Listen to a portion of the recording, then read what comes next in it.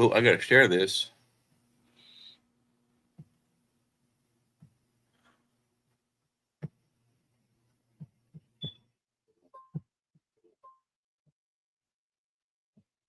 Have you been taken hostage, man? No, my computer just the pop-up just came up and got my face. I thought you were taken hostage. Here we go.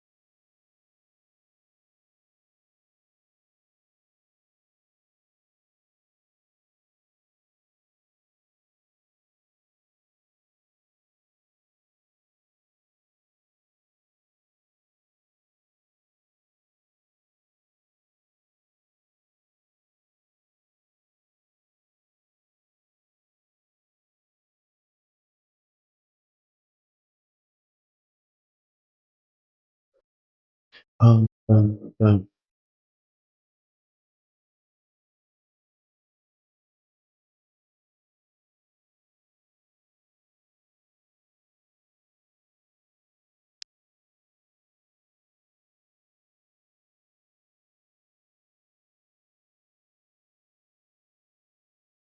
Oh yeah, yeah.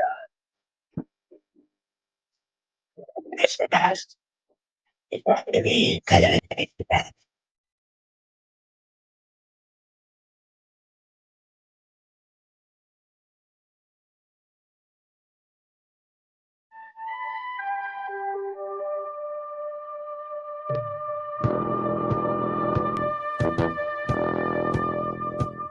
Tune in to UFO Undercover, Wednesdays at 8 p.m. Eastern, with your host, Joe Montaldo, right here on the Paranormal Radio Network.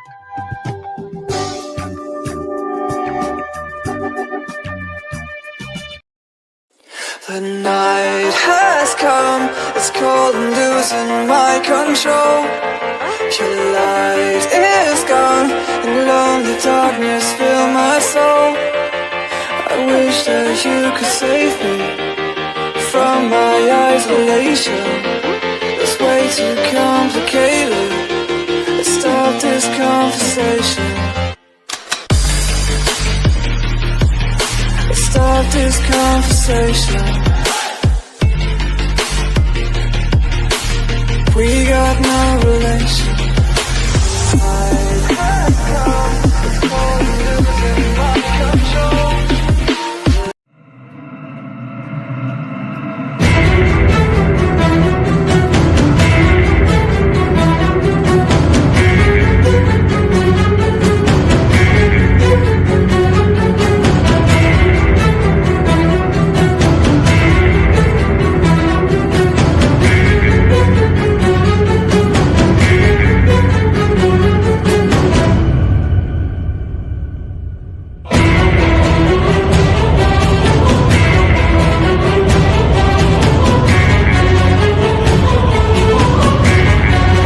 Welcome to Negotiating Happiness, the show that helps you find happiness, success, and balance in your work and life. I'm Adriana Fiestra, your host for this journey into entrepreneurship and personal growth. We're broadcasting live on 107.7 and 105.3 FM in New Orleans as part of the United Public Radio Network. We explore the latest strategies, insights, and stories from successful entrepreneurs and experts. From managing stress to building a thriving business, we've got you covered. Hi, I'm Brittany Ashley, your host of Breaking Norms, Building Dreams, your guide through this transformative journey in both business and life. This is your place crafted for dreamers, doers, or anyone who has been told they can't. Get ready as we challenge those narratives together. You're tuning in live to the United Public Radio Network, airing on 105.3 and 107.7 FM in New Orleans. We are streaming on all the popular platforms every Monday at 3 p.m. Eastern Standard Time. Join me for a candid and thought-provoking conversation celebrating your unique journey because you are worth it.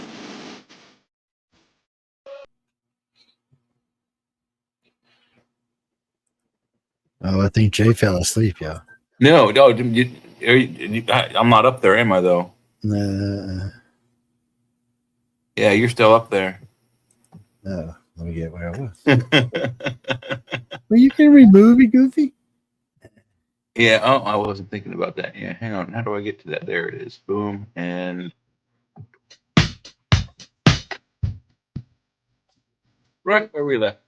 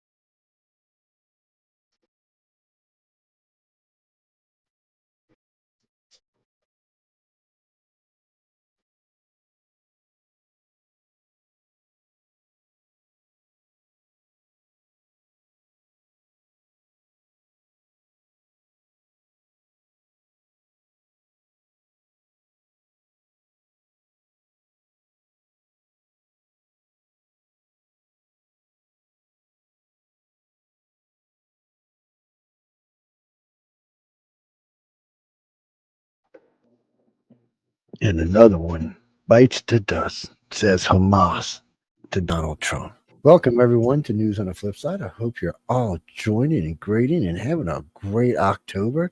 I see the weather's pretty nice around the country for a lot of people. It's beautiful down here. It's cruising the coast week down here on the Gulf Coast. So come on down and bring your favorite old car and come spend a week or two on the beautiful Gulf Coast. I mean, currently outside, I think it's 78 degrees, nice breeze blowing off the Gulf of America.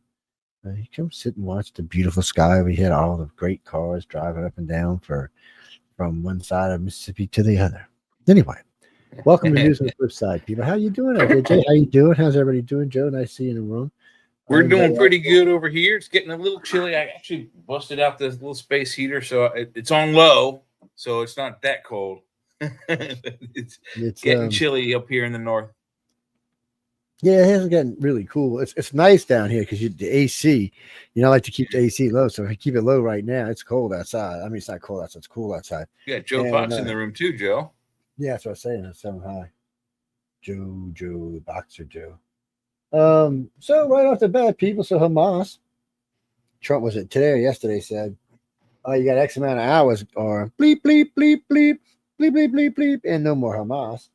Yeah. And of course, Hamas responded with, well, guess what? We give up. We're going to give everybody back alive and dead. And we'd like to negotiate how Gaza's going to work now. Forgive me if I'm mistaken, sir, but did you not say this exact same scenario 18 months ago? You said directly that if Trump gets involved, he's going to say, look, Hamas, cut it out or we're going to come in and kill you. And he has said that. And what is happening? It's exactly what you said 18 months ago. Yeah, well, Trump didn't say he was going in. Trump said he wanted to go in, but he was just going to let Israel keep doing what Israel's doing. Hey, yeah, I mean, whether it's us or them, what does Hamas care? Who kills them? It's but now it's different because Trump said, "Deal or die." I mean, that's your choice. But Trump said, Trump basically told him, "We will launch the entire U.S. military against your ass." He's basically telling him, "Look, we're going to wipe you out, your kids out, your mom out, your daddy out, your grandkids out, your future grandkids out. We're wiping everybody out, dude. Bye. No more of this. Egypt will be happy. Syria will be happy. Saudi will be happy. Everybody will be fucking happy. And then we'll have some great, new Dubai type. Town. Yeah, we'll have no one to blame our woes on. We'll have to pick on a whole new group and go wipe them out. Yeah, it's called Russia. Russia, you know. So, you know, we're all going, we're gonna give Russia some cruise missiles, people. Yeah, some time. We're gonna give Russia cruise missiles? I don't think so. I'm sorry. I meant, you know, I'm sorry. The Ukraine. We're Ukraine. I didn't know I was going to thank you, Jesse. We're going to give. See, we're right. We've picked a good fight with every country in the world by, you know, just putting our equipment on their front doorstep. You know, Russia kind of deserves it. Let's be honest. It's what's going to happen. Well, I don't know here. about Russia. Putin, yes, Putin deserves it. Russia, Hey, as did the you people elect of the their country, they cocksucker? don't deserve Yes, it. you did. Ooh, beep. Sorry, people. Did you elect him? Yes, you did. So yeah, therefore you're responsible for it. I guess that's true too. But was it a rigged election? No, it could have been. So we got to, you know. Didn't sound like They it tried was. to rig ours. You know, so, But I don't think you know, it doesn't really, it doesn't kind of pan out that way. I guess that's what I should say. Oh no, Justin, you know I forgot because I get busy in the daytime when I forget, man. You know what? While we're talking, because we got a couple hours, I'll try to put it on while we're talking. Yeah, how's that? I forgot. Ever since it got blown off this computer, I just don't think about it. And when I'm because it's on the other one, I'm just on this one. Yes, it's Jay's fault. Yes, I don't know. I was talking to Jay when it happened, so we're going to blame it on Jay. Yes, that works for me. It usually doesn't happen that way. Usually, when I'm not at a place and something happens, that's when I'm to blame. No, yes, Janine, we're blaming it on Jay. But y'all can use the messenger. You can use what we got: 1, 2, 3 Facebooks, 2 YouTubes, and 2 Rumbles, and you can't talk to us on Roku, but you can watch us there. Oh, and I think I'm not you exactly can watch sure. us from Roku, but if you're on Facebook, you can message us through the you can Facebook talk to feeds. us. You can give us. You can do this and shit. I think this Wednesday the new Roku site goes up. So yeah. So if you're a paid host on Roku, you'll have your own little section on the new on Roku itself. Yes. It'll be United Public Radio and then whatever your show title is. And you'll have your own little space. Plus you'll be in the mixed and matched people's. I don't know. We'll probably keep about a half a terabyte worth of stuff there. Yes, well, because we want to save some for others. Hey, Roseanne, how you doing? We want to save some stuff for other things. Yes. So anyway, hold on. We're going to go back to Russia. Right? Let's go back to holy bleep. Trump did it again. So if this don't give him the Nobel Peace Prize, fuck the Nobel Peace Prize. That's all I got to say. Oh yeah.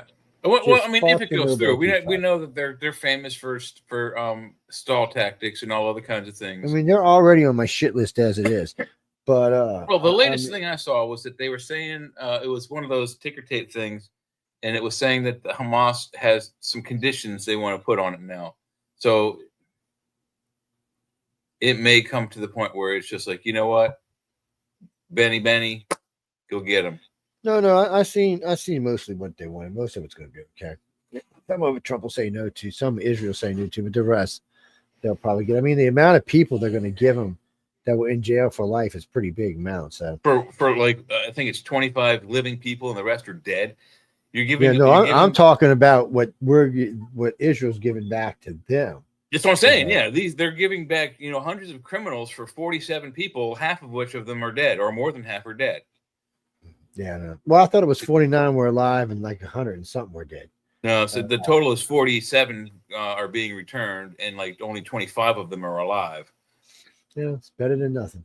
That's what I heard. I mean, maybe that's wrong. I don't know, but regardless of that, they're getting X number of living people and X almost the same amount. It's been like that. It's been like that the whole time, trading off people.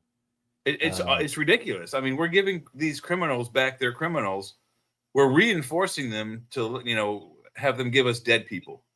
Well, you know, one of the first things I heard today was Gaza will be a no weapons zone. There will be no weapons allowed in Gaza. Yeah, good luck. Oh no, they're going to enforce it, and they're not going to just enforce it. They're not going to just enforce it with one group. It's going to be a multi-state police force. So you'll have Egyptians in there, you'll have Saudis in there, you'll have Syrians in there. Like that's not a good idea or a bad idea? I think that's a great idea, actually. It's Okay. because each one of them are evil, no good, Well, but crooked bastards. So in the since they're all past, like that, those same groups have hated each other and fought with each other in no, the very So recent past. these are all part of the what was the accords Trump did in 2016 or 2017 with all those 5-6 states over there? Oh, I don't remember. Abraham Accords. Yeah, he did the Abraham Accords and saved Israel's ass.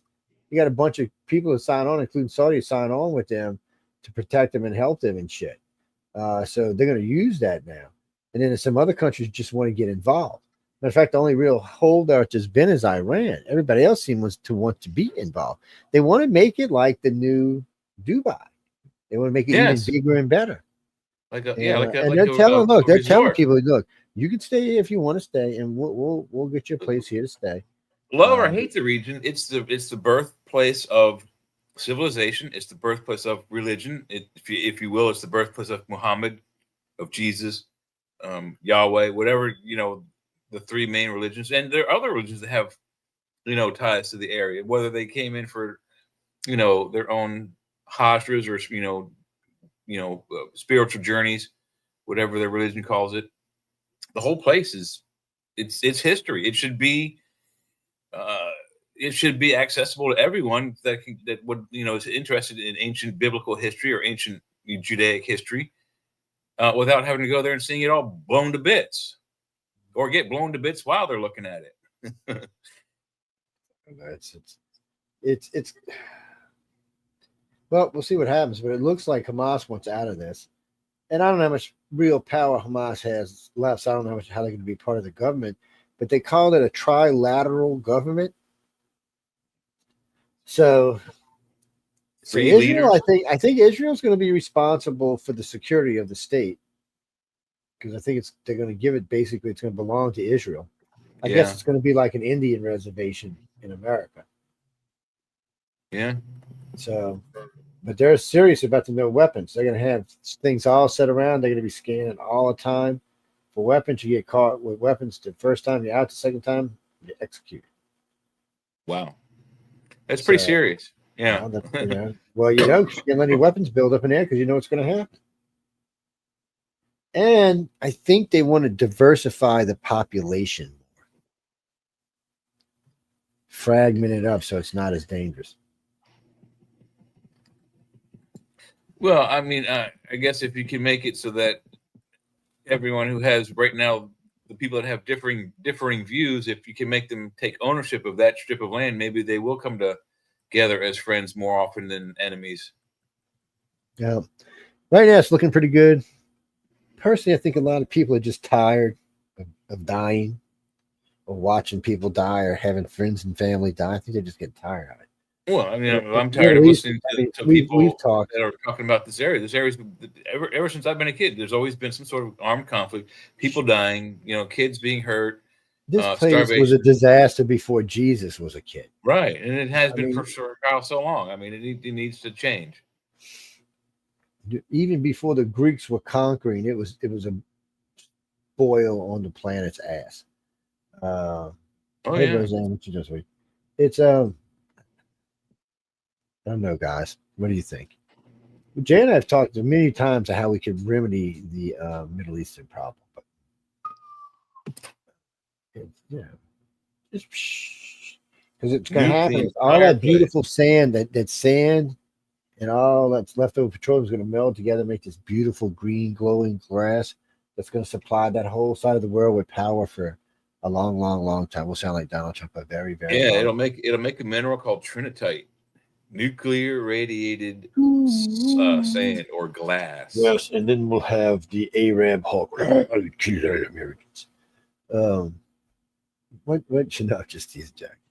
It's time that the planet's got to change.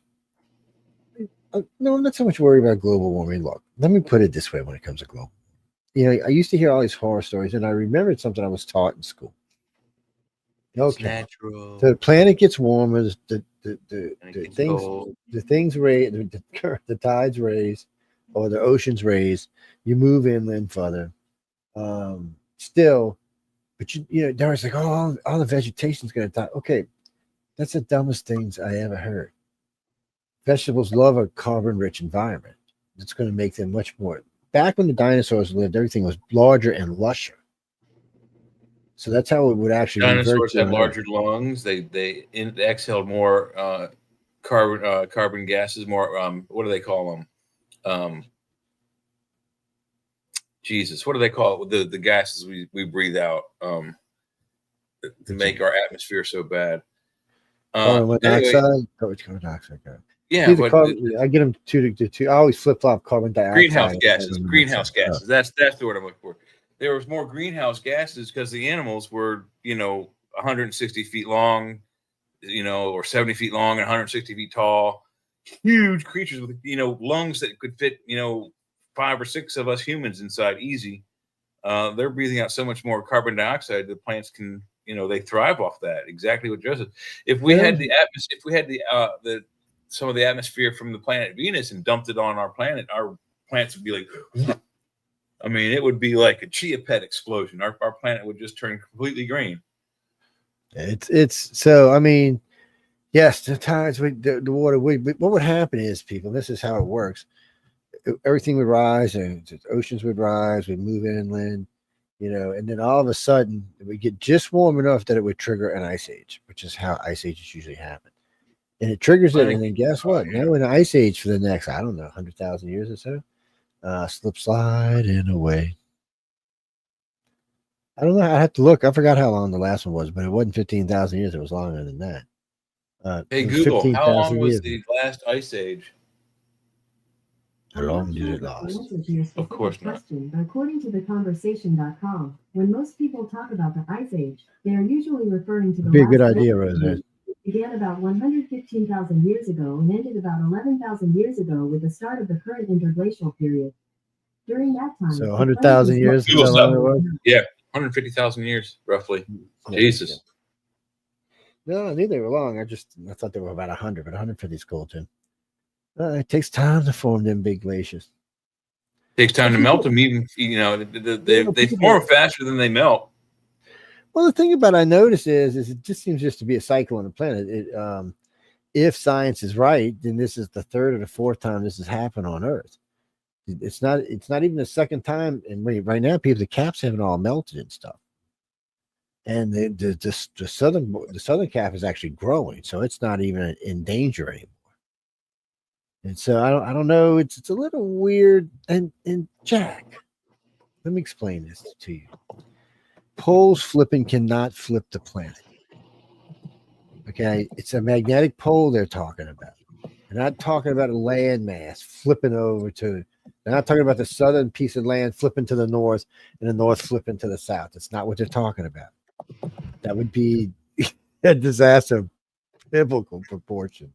I couldn't even express to you what kind of disaster we're talking about here. End of life on planet Earth disaster. At least everything on land. Let's put it that way. Oh, this is unfortunate. Listen to this. I was curious as to what is the average amount of time between ice ages. This is how the 100,000 year cycle works. Ice sheets grow for about 90,000 years, and then take about 10,000 years to collapse during these warmer periods. Then the process repeats itself. Given that the last ice age ended about 11,700 years ago, isn't it time for Earth to get icy again? Yeah, that's what it sounds like.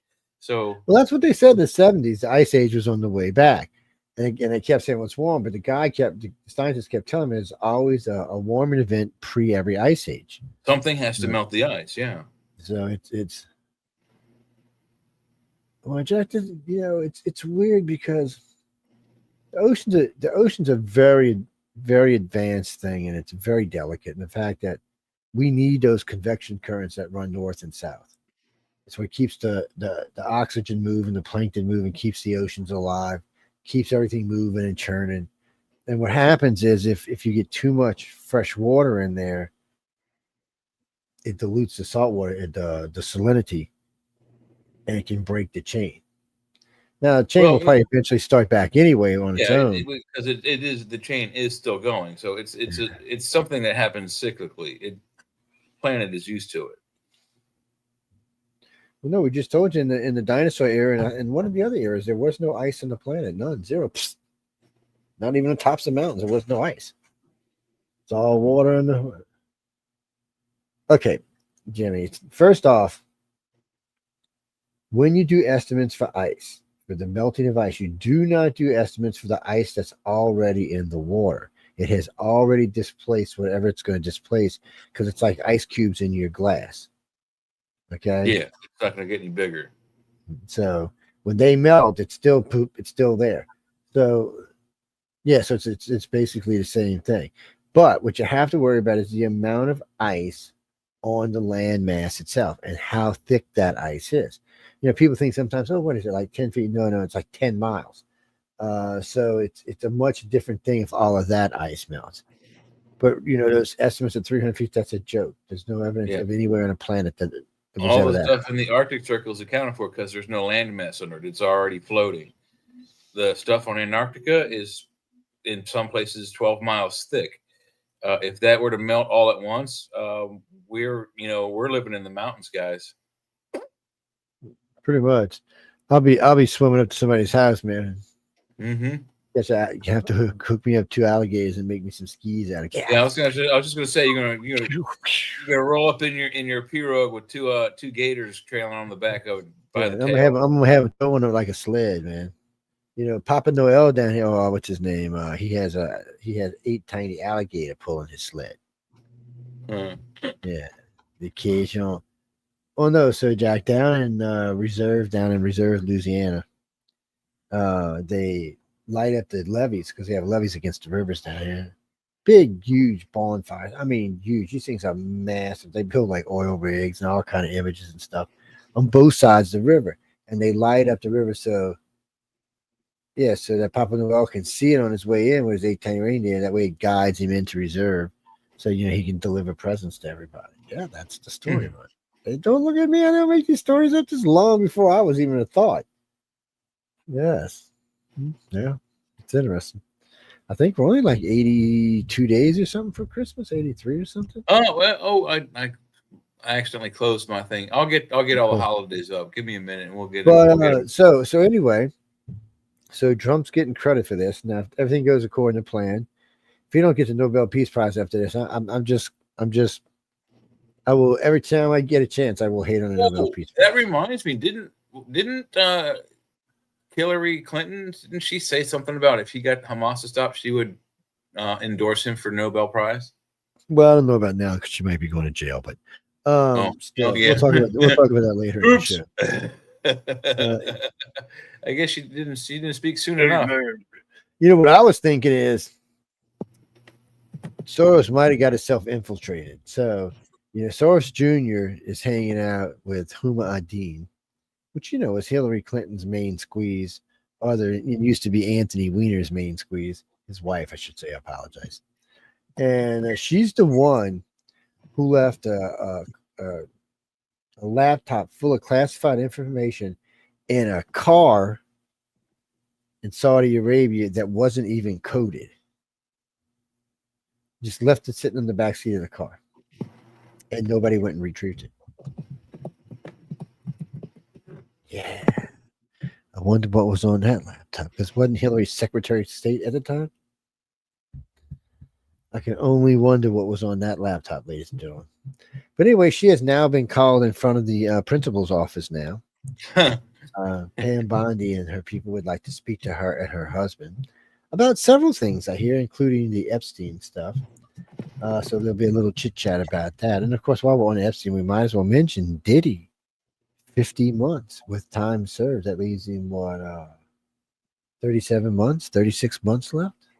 And he can get out with 85% served. So in about a year, maybe 18, 19 months, he can get out. Maybe 20 months he can get out. But still. If he's lucky. Well, I mean, he's only getting 52.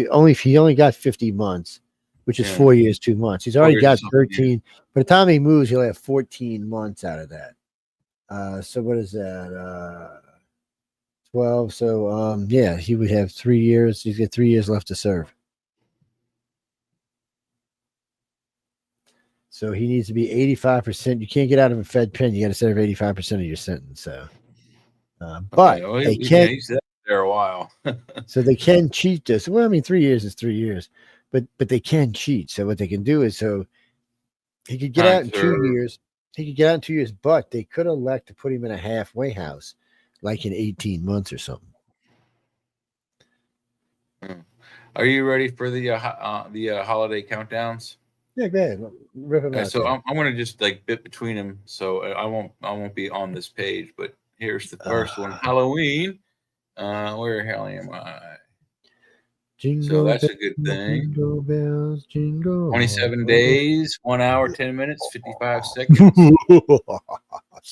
Thanksgiving. Oh yeah, let's do Thanksgiving. What's the Thanksgiving? Wait, shit, where the hell did Thanksgiving go, man? Damn it, I hit the wrong damn button. Oh, we're gonna take the buttons away. There's a thing on there where you can go. Where's Leah at when you need it? Leah, where the hell are you? Well, I hit the wrong tab. There's a button that you can do. Hit share this button, share this window instead. So here we go. Let's do that again. Boop. Okay, Thanksgiving, 54 days, 2 hours, 10 minutes, and 19 seconds. That's so specific. And then we'll go to this tab. And Canadians could give a good shit about Thanksgiving, right? Christmas, 82 days, 1 hour, 10 minutes, 9 seconds. And then next year will be in 89 days, 2 hours, 10 minutes, and 1 second. All right, people. Well, happy, merry, early Christmas to you people. I hope y'all are having a good time. Go get your pretty Christmas tree and stuff like that. Actually, so Gene, I can keep those up for future reference. What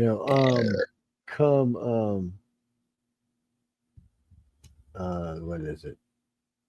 Come usually about the week before Thanksgiving, we start giving stuff away in the station, books and things like that, and other things like that. Yeah. Yeah, there might even be. Is there a possibility of something like a one of them coming out? What? Is it possible for one of these to come out? What? I can't hear nothing. You can't hear that? No. Oh, it sounds. I don't know. It sounds weird. It's a lightsaber. It does. Oh no! It didn't sound like that. It sounded like you were scratching on something. Oh really?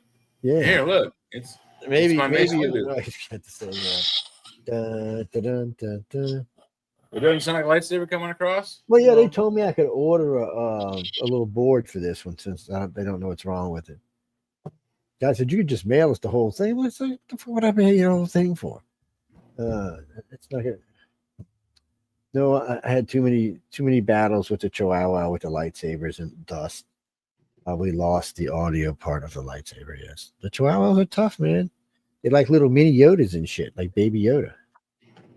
Yeah, they break it out. But anyway, getting back to Diddy, 50 months, people. Damn, 50 months. Yes, that leaves him 36 months, Jesse. Yeah, 36 months is what he's got left in jail. If he does everything, doesn't get in any trouble, and they make him go the whole entire time, 36 months. What is that? 3 years exactly.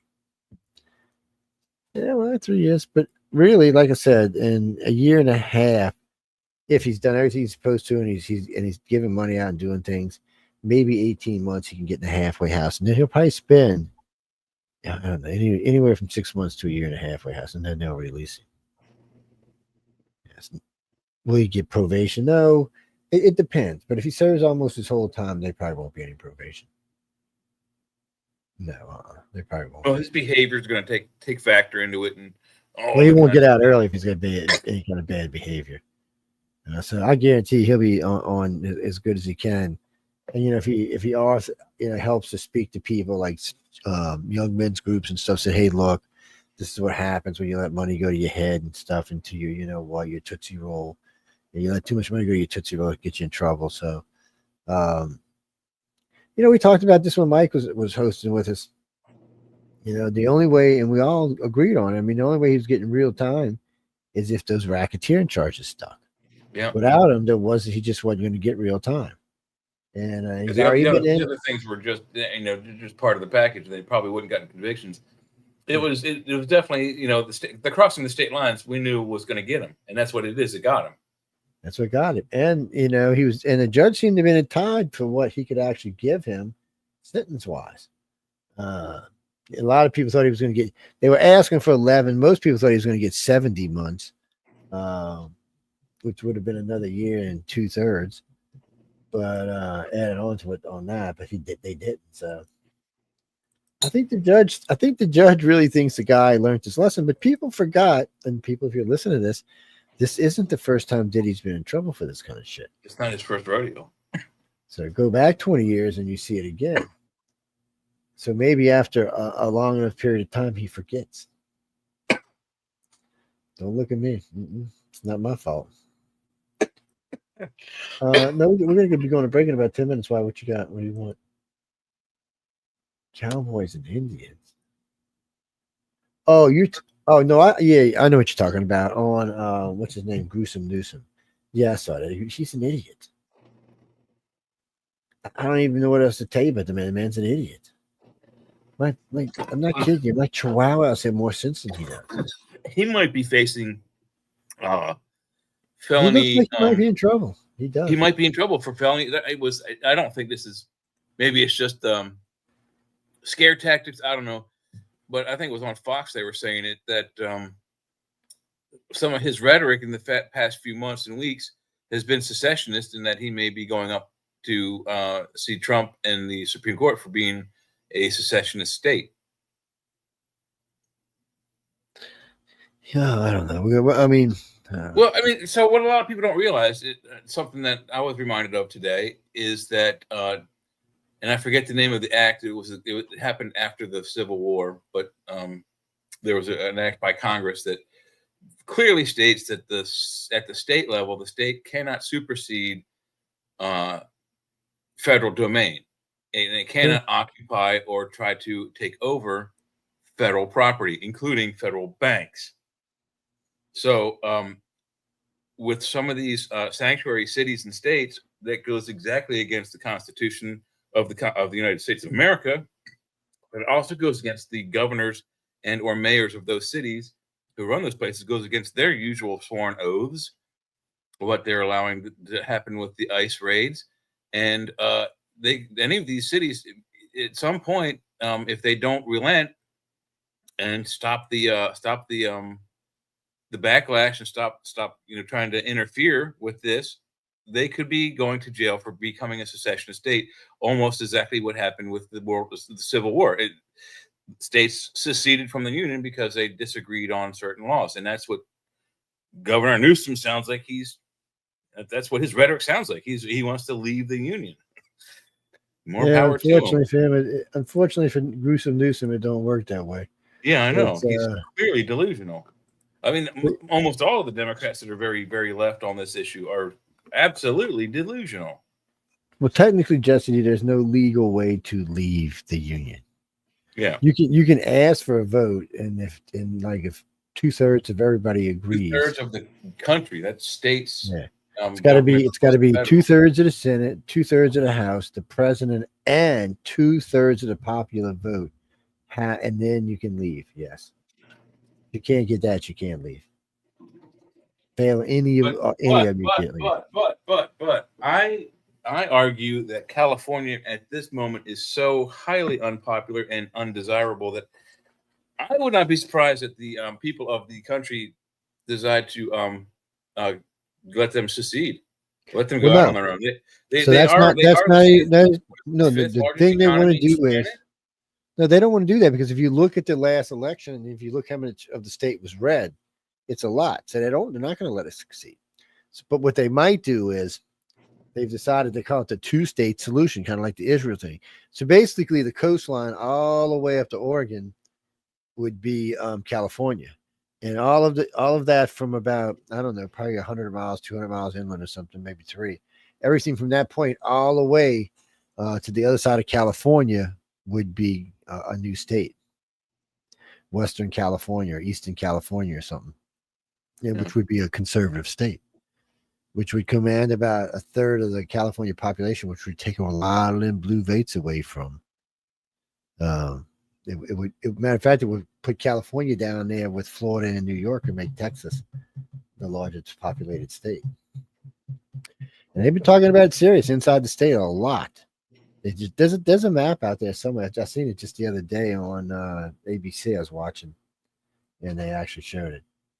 Well, Jesse, well, we can't let them succeed because we have to keep all that coastline. We need all that coastline. Yeah. We have Navy bases all up and down there.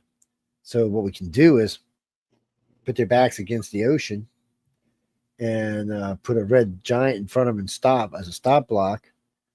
And that's it. It kind of moots California. It keeps them. It also takes away their thing of being the 5th largest economy, because a lot of the agriculture will be on the other part of the state, which is a lot of California's money. Yeah. Oh, yeah, man. But anyway, we're going to go take a break. I want you to stay tuned to United Public Radio. This is News on the Flip Side. Oh, we still got a lot of stuff to talk about when we come back. What's that, Jesse? Yeah, I know. Democrats, have y'all got tired of Trump winning yet? I know y'all don't even want to hear this because, we're in the middle of a shutdown right now. That they caused. But this thing cannot help you shut down any. If Trump gets this deal, and what's funny is today, Dems were talking about, look at his poll numbers. Well, I've seen the last 2 polls done later this evening, and he's 53% in one, 54% in the other. He bounced right back up. So they're going to end up blaming you, Dems. And I don't know if you can take any more blame, my friends. But anyway, on that note, I want you to listen to this. This is Sweet Dreams. Yes. And it's not by who you think it is until you hear their lovely voice. We'll be right back, ladies and gentlemen. So hang out, enjoy. If you got anything you want to send us, go ahead and feel free to send us at iCarCox.net. Yes. And until we get back, something in the shadows, a light in the sky. A creature no one believes you saw? Welcome to Paranormal Heart Podcast, where ghosts, cryptids, UFOs, aliens, and the unknown aren't just stories. They're real encounters. Join me. The night has come, it's cold and losing my control. Your light is gone, and lonely darkness fill my soul. I wish that you could save me from my isolation. It's way too complicated. Let's stop this conversation. Let's stop this conversation. We got no relation. I've come, it's cold and losing my control.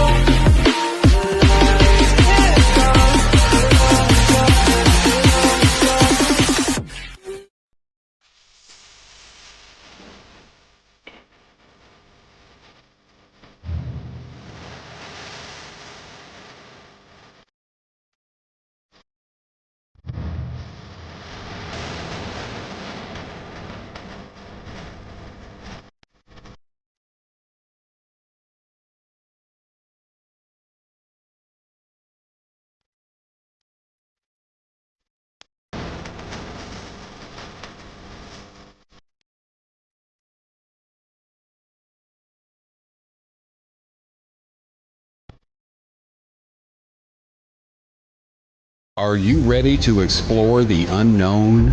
Dive into the world of the strange, mysterious, and unexplained with Eerie Expeditions magazine.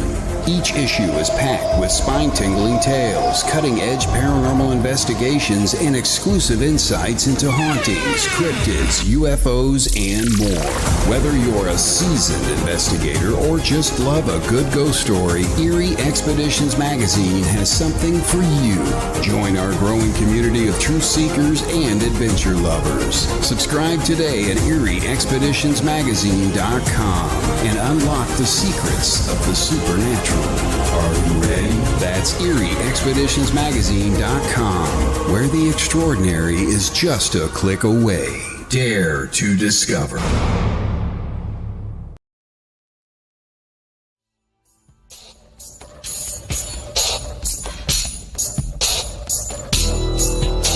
Welcome to the Outer Realm with Michelle DeRoche and Amelia Pisano.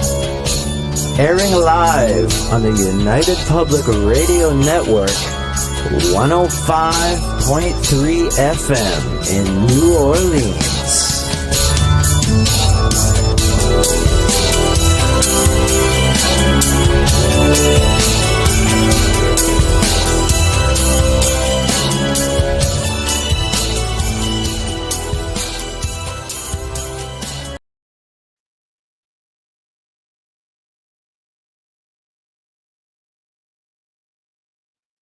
Welcome back, everyone.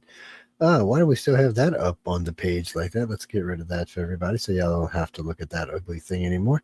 I hope everybody really has been enjoying the show because, again, and I got something I want Trump to winning.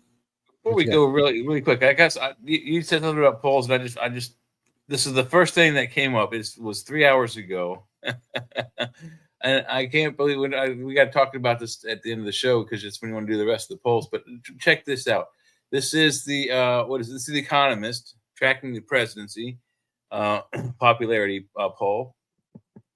257 days into Donald Trump's term, the president's net approval rating is negative 14, up 1.9 points since last week, meaning it was negative 15.9% last week.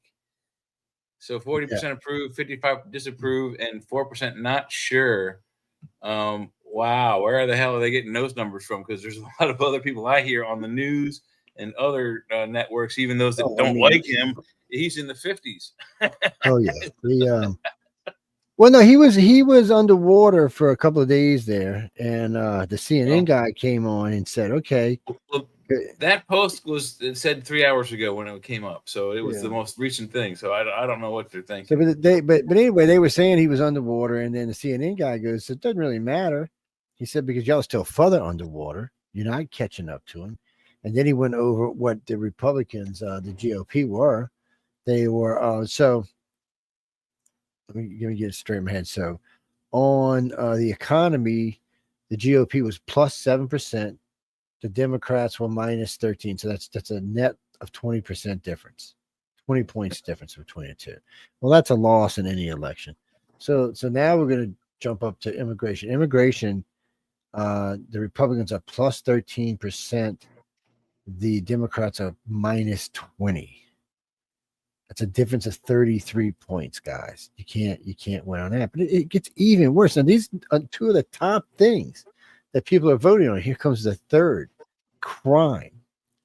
The Republicans are up plus 22. The Democrats are minus 30. That's a difference of 52 points. You've lost 2026. If 2026 today would be it would just be a slaughter.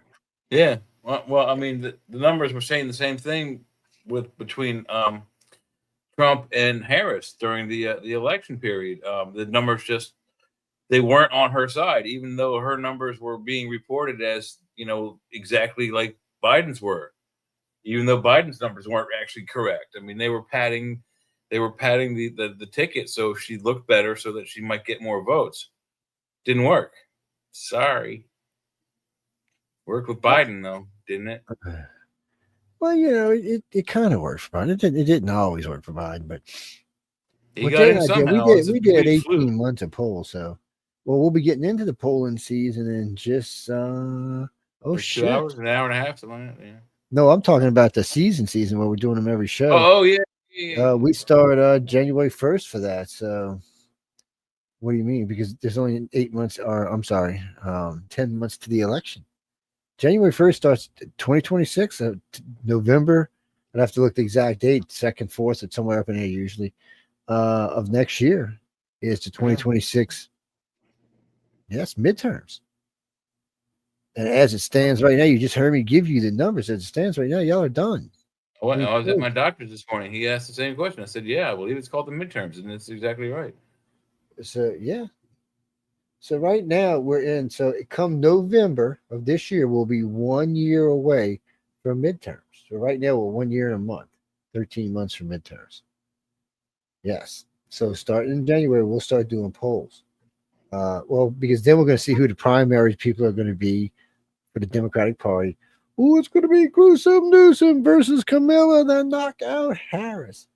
I hear Jean Lepre. Oh man, it's another thing. How old How old do you think Kareem Jean Laprie is? I have no idea. I've never heard of him, but I No, no, I no, thought I no, heard. no, no, no, no, I no. think I heard a Okay. rumor also that Schwarzenegger's going to go back into it.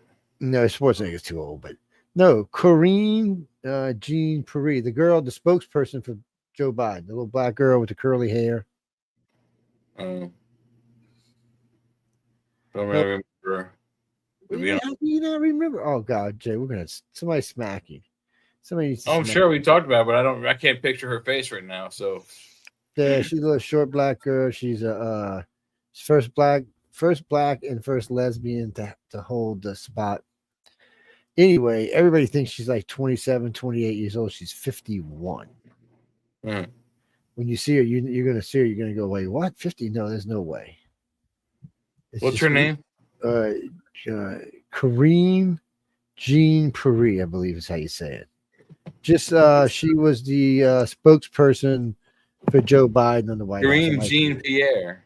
Pierre, there it is. I'm sorry. Oh yeah, that one. Yes, she don't look those 51 years her. old. Yeah. Let's remind the audience, shall we? Huh? How about that? He's no, when I was I forgot who shows him. That's funny.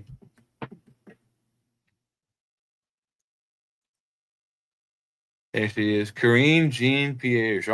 You don't look no 51 to me, buddy.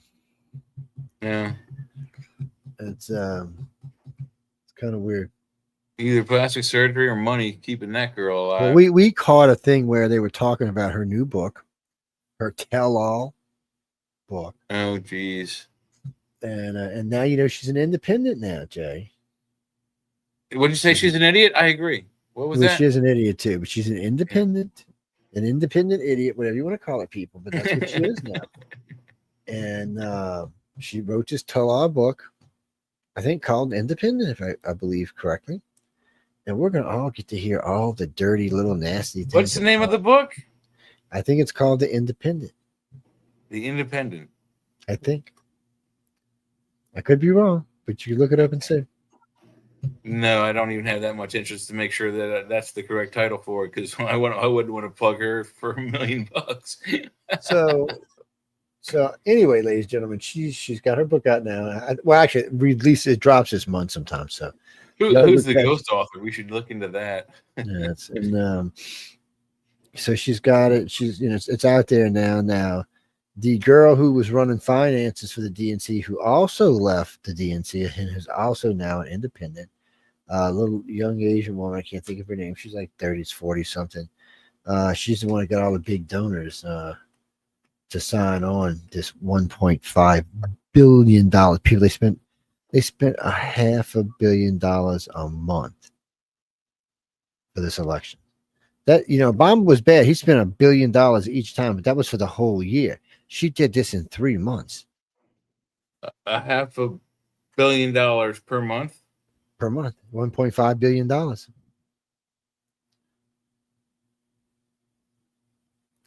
Could have fed a lot of starving people for that. Where did she get that money from? I mean, how was she that rich? The DNC. The donors gave it to her. She had that much money and still lost. And didn't have to prove herself. I guess she spent too much of it on booze.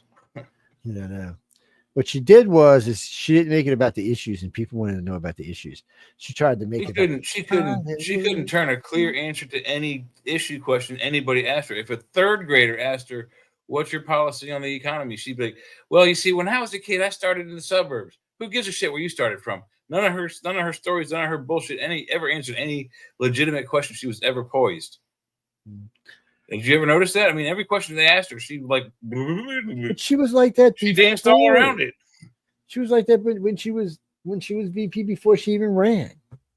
They got her talking when she was Attorney General, or whatever the hell she was in California.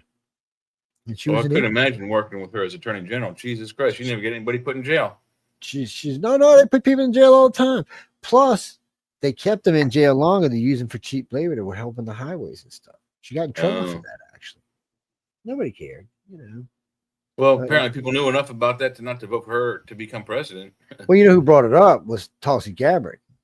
Oh, when they were running for when they were both running for president. Yeah. Tulsi put her foot squarely into Harris's ass.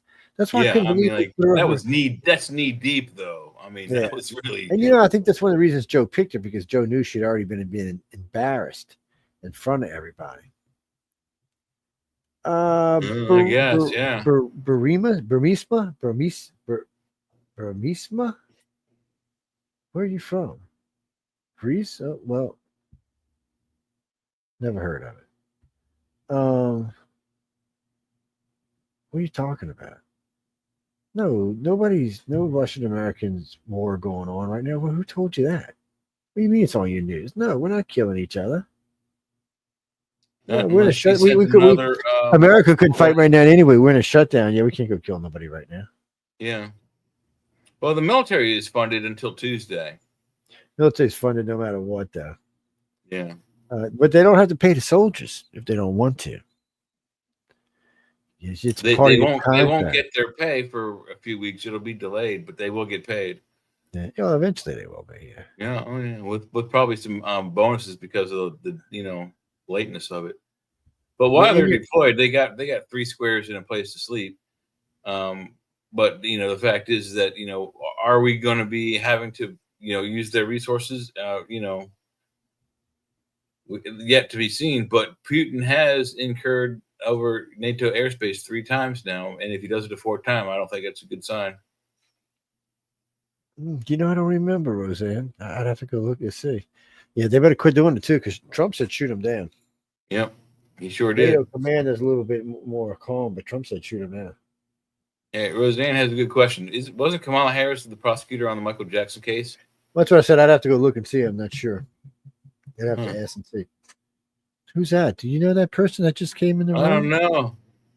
Who's that? Jean? Oh, yeah. I saw her. I saw that girl's picture at the post office. It was just the number 1 wanted. Oh, is that where she's from? Most wanted. The post office. All right.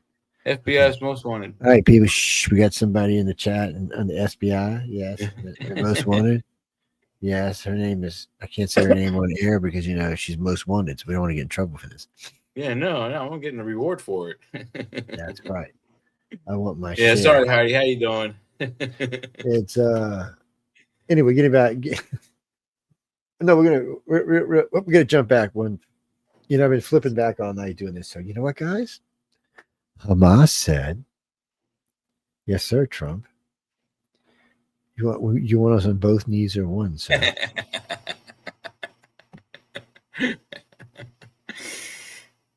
Go Trump. Yeah, stall tactic. Fuck them, blow them up. I don't care what they said. I think they're running. I think Trump's had it with him, and I think Hamas realized it. And you know what else I think? I think they're trying Hamas stall tactic. Yeah, but I think Hamas not only realizes that Trump means it this time, I think they also know that he might take out Russia on them. So, you might want to check. Trump's a little frustrated with Russia right now, so maybe they're afraid. Maybe they're afraid we'll deport them to Russia. Yeah, we could do that too. Oh, damn it! Where's my phone? Oh, Bob took over. Attention, we have assumed control. But I do think so. I mean, the possibility is that they're, they said. And I didn't get to see the whole story. I was watching news all afternoon, so there's a lot going on out there. So the one little ticker tape blip that I got was that Hamas has a new condition that they want to put on the time frame, and they still have a deadline. But I'm thinking stall tactic, and they're going to blow something up, or they're not going to comply, and Trump's going to be like, all right, just go get them, and just let Netanyahu incinerate the rest of the area. Well, they might. But they know that's what's coming, no matter what. If they don't do this, they know what's coming. By the deadline, if they have not released the 47, I think Netanyahu's got something up his sleeve that's going to go up their ass. We might. What did the guy say in the Lord of the Rings? He's like, right up its jacksy. Hit it right in the ass. Let's see what the conditions are. Let's see. Hamas agrees to release Israel's hostages, but sets I don't believe it. conditions. Yeah, see, there you go. Like I said, sets conditions. I don't believe But it. is already wait. But already prepared to release any American hostages they still may have, dead or alive. So let's see. Are there any conditions? What are the conditions? Release hostages. 2023 attack Israel. U.S. peace plan. Blah blah blah blah. Gaza Strip. Blah blah blah blah. Sorry for the blah blah blah people. Yeah. You know they got to put so much bullshit in before they actually get to their point. 20-point proposal. Okay. President Donald Trump responds favorably to Hamas's.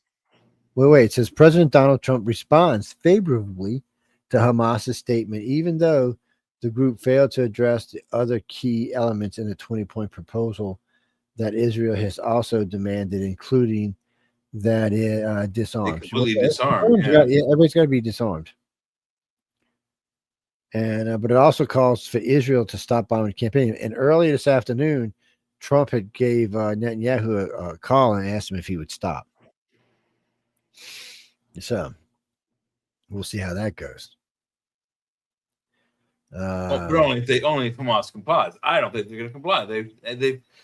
They said okay, we comply, but then they dropped 20 conditions. No, it's a goddamn stall tactic, and at some point, either America's going to get involved and cleanse the area, or we're going to let Israel do it, and then there's going to be there are so many people. Really, it's disgusting how many people actually are saying that the Israelis are actually committing genocide in Gaza Strip. They might be. I'm not there. I'm not a reporter on the ground there, but this is the point. And I'm going to be blunt about this to everybody listening. They may actually be committing genocide. But you know what? Unfortunately, when you go start a war by killing babies and teenagers, you might actually have this coming. Yeah, why would we want to leave people like you on the planet? And there are people yelling against Israel. There's some British Parliament dude this afternoon or yesterday, I don't know, sometime this week, pitching a fit and almost crying as he was pitching his fit to Parliament that the Israelis are committing genocide and that they're cutting off babies' heads, and that Netanyahu said it was a mistake. I hadn't heard that story. I just hear this weird, fat British dude going, "There's babies without heads." Yeah. I had heard that was Hamas that was beheading babies, not the IDF. Yeah, it's there's a lot. I mean, where are they getting this shit? I mean, if Netanyahu's forces are in there, like incinerating babies and cutting their heads off, just like what Hamas did, do you blame them? No. Is it right? Well, I'm not there, but I think they've had quite a bit. So maybe they're using flamethrowers to cleanse the area. I don't know. The fact is that whatever Hamas has done, people are trying to pin the same kind of atrocities right back on Israel, and I don't see that in the news. Because they don't want to talk about how this war got started. They don't want to talk about what Israel's doing. Yeah, but they want to talk about the backlash, the aftermath of what Israel is doing to defend itself and push a hostile enemy that has been and is still calling for the death of all Jews and the death of America. Why are we negotiating with these fucks? Blow them the hell out of there and kill them and just end it right like that. That's my solution. I think Joe agrees on that position, but what do I got to know? I'm just paying the taxes for the bombs that we sell to Israel to drop on these fools. I was watching today. You can buy a flamethrower in the United States that shoots a 3 and 4 foot flame for like $54. Come again? You can buy a flamethrower in the United States that shoots a 4 foot flame for $54. An actual plane that a human being can step inside of, fuel up, and fly. No, flame, not plane, flame, like flamethrower. Where can I get one of those? They were on the TV today. Now, Elon Musk has one too. Does he? Yeah, they weren't even that expensive. Yeah, he came out with one a couple of years back. He was playing with. Yeah, but I'm sure they're not filled with napalm. It's probably a much Well, I imagine you fill them with whatever you think you want to, but I mean, once you got the thing, you do whatever the hell you want with it. Yeah, where are you going to get commercial grade military napalm? Make it at home. Yeah, well, you need to make it. Well, I ain't going to tell you how to do it with people. I ain't going to tell you how to do it because I don't want to go to jail. But and 20 pounds of styrofoam and no, Jay, don't give me a recipe. They're going to come get you, man. I didn't say nothing, people. It's out on it's the Anarchist Cookbook has it. It's out there. Oh man, click it on Google. You can get it off of Google. Oh, people, Jay's trying to go to jail. Yeah. Okay, people, I might be looking for a co-host here soon. So something happens to Jay, y'all know what happens. Heidi may have to come co-host with us. Rancho Willie, what a name. What's up, Rancho? No, it's still available. Trump's right now. I mean, look. The only thing I would give to Dems right now, if I was him, is I would say, okay, look, you want to extend the cuts? I'll give you a 1-year extension on the cuts, but you have to guarantee the budget for the year. If not, screw you, buddy. Well, it's not going to affect people's Social Security. It's not going to affect Medicaid or Medicare. It's not going to affect a lot of things. But certain federal employees won't get paid, and eventually military employees won't get paid. National parks are still open. There's just nobody in there. But yeah, Jay and I were talking about this the other day. How dumb can you be to go telling there's no police in the national parks right now? Yeah. Oh, I'm getting me one of them old people passes. $80. You can go to any. It's for $80. It's a lifetime pass to every national park in the United States. There's 2,000 of them, by the way. Yeah, man. I was thinking just buy me an RV and go from park to park to park to park to park.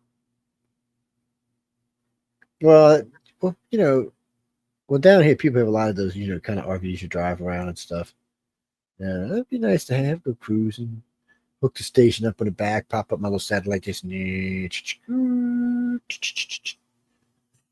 pop onto the Starlink and go. Yeah, yeah, I can run the station Starlink. It has enough power.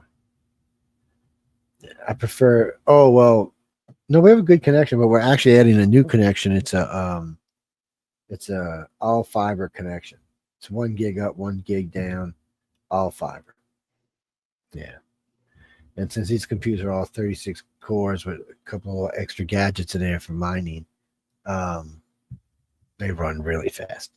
So with the gig connection, everything's in real time. With the connection I got right now is in real time. I think it's a 500 meg connection right now. It's 250 up and 500 down, I believe. It's way fast, but yeah, that's a lot. But doing a gig up and down, because a lot of times I get into multiple upload things where I have 8-9 multiple uploads going at the same time. I want to gig it.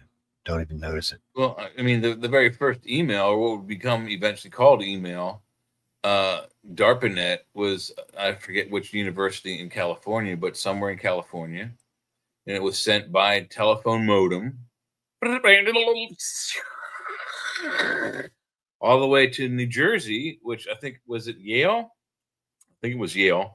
Where the email was received, and it was an 8-bit message. Think about that. That was the capacity, 8 bits, not gigabits, not gigabytes, bits. That's less than Atari. It's less than the graphics on an Atari, people. Atari 2600 bits versus 8 bits was the first. I actually think they had an 8-bit Atari. They probably did, yeah. Because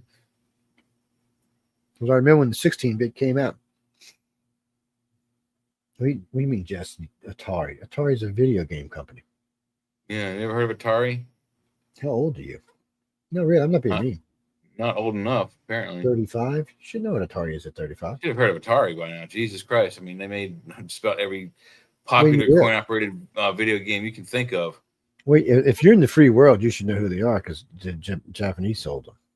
They just got beat up in the console market by other places that got like exclusive game rights. Well, it was a thing. So you had Activision and all of them, and then you had Atari, and then you had You had Atari, you had Intellivision, you had ColecoVision, you had the Coleco Atom personal home computer, and then right after that was the very first personal home computer, the Apple II, and then the Apple IIe. And directly after that, once they discovered all the bugs and glitches in it, and then from there it just went exponential. Yeah, but I was talking about gaming consoles. Yeah. No, From then Sega. That's who you meant, Sega. Sega, and there's the PlayStations. There's the I mean, just the what started off with Pong was just these two black paddles and these two things that went like this on the side of your screen and a ball between it.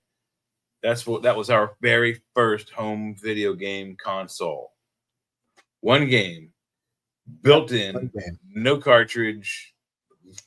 Later on, they did come up with an upgraded one that was like, I think the originally one was $99.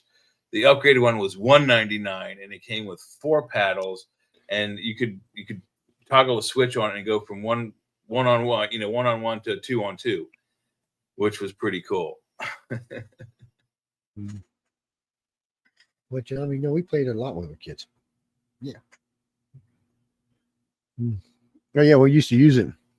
I mean, part of our what else Trek did we have first? We were first with video games. We were first with skateboards. We were first with BMX. We were first with snowboard. The snowboard. With a whole bunch more. I mean, the people that grew up in the 80s, 70s, and 80s did some of the first that kids are enjoying now. Video games being primary among that. Jackie, that's because X-Geners are dumbasses. That's truth. Actually, Jesse, X-Geners are the last of the feral generations. The lost generations, the baby boomers. Feral meaning those who played outside in the woods under the trees.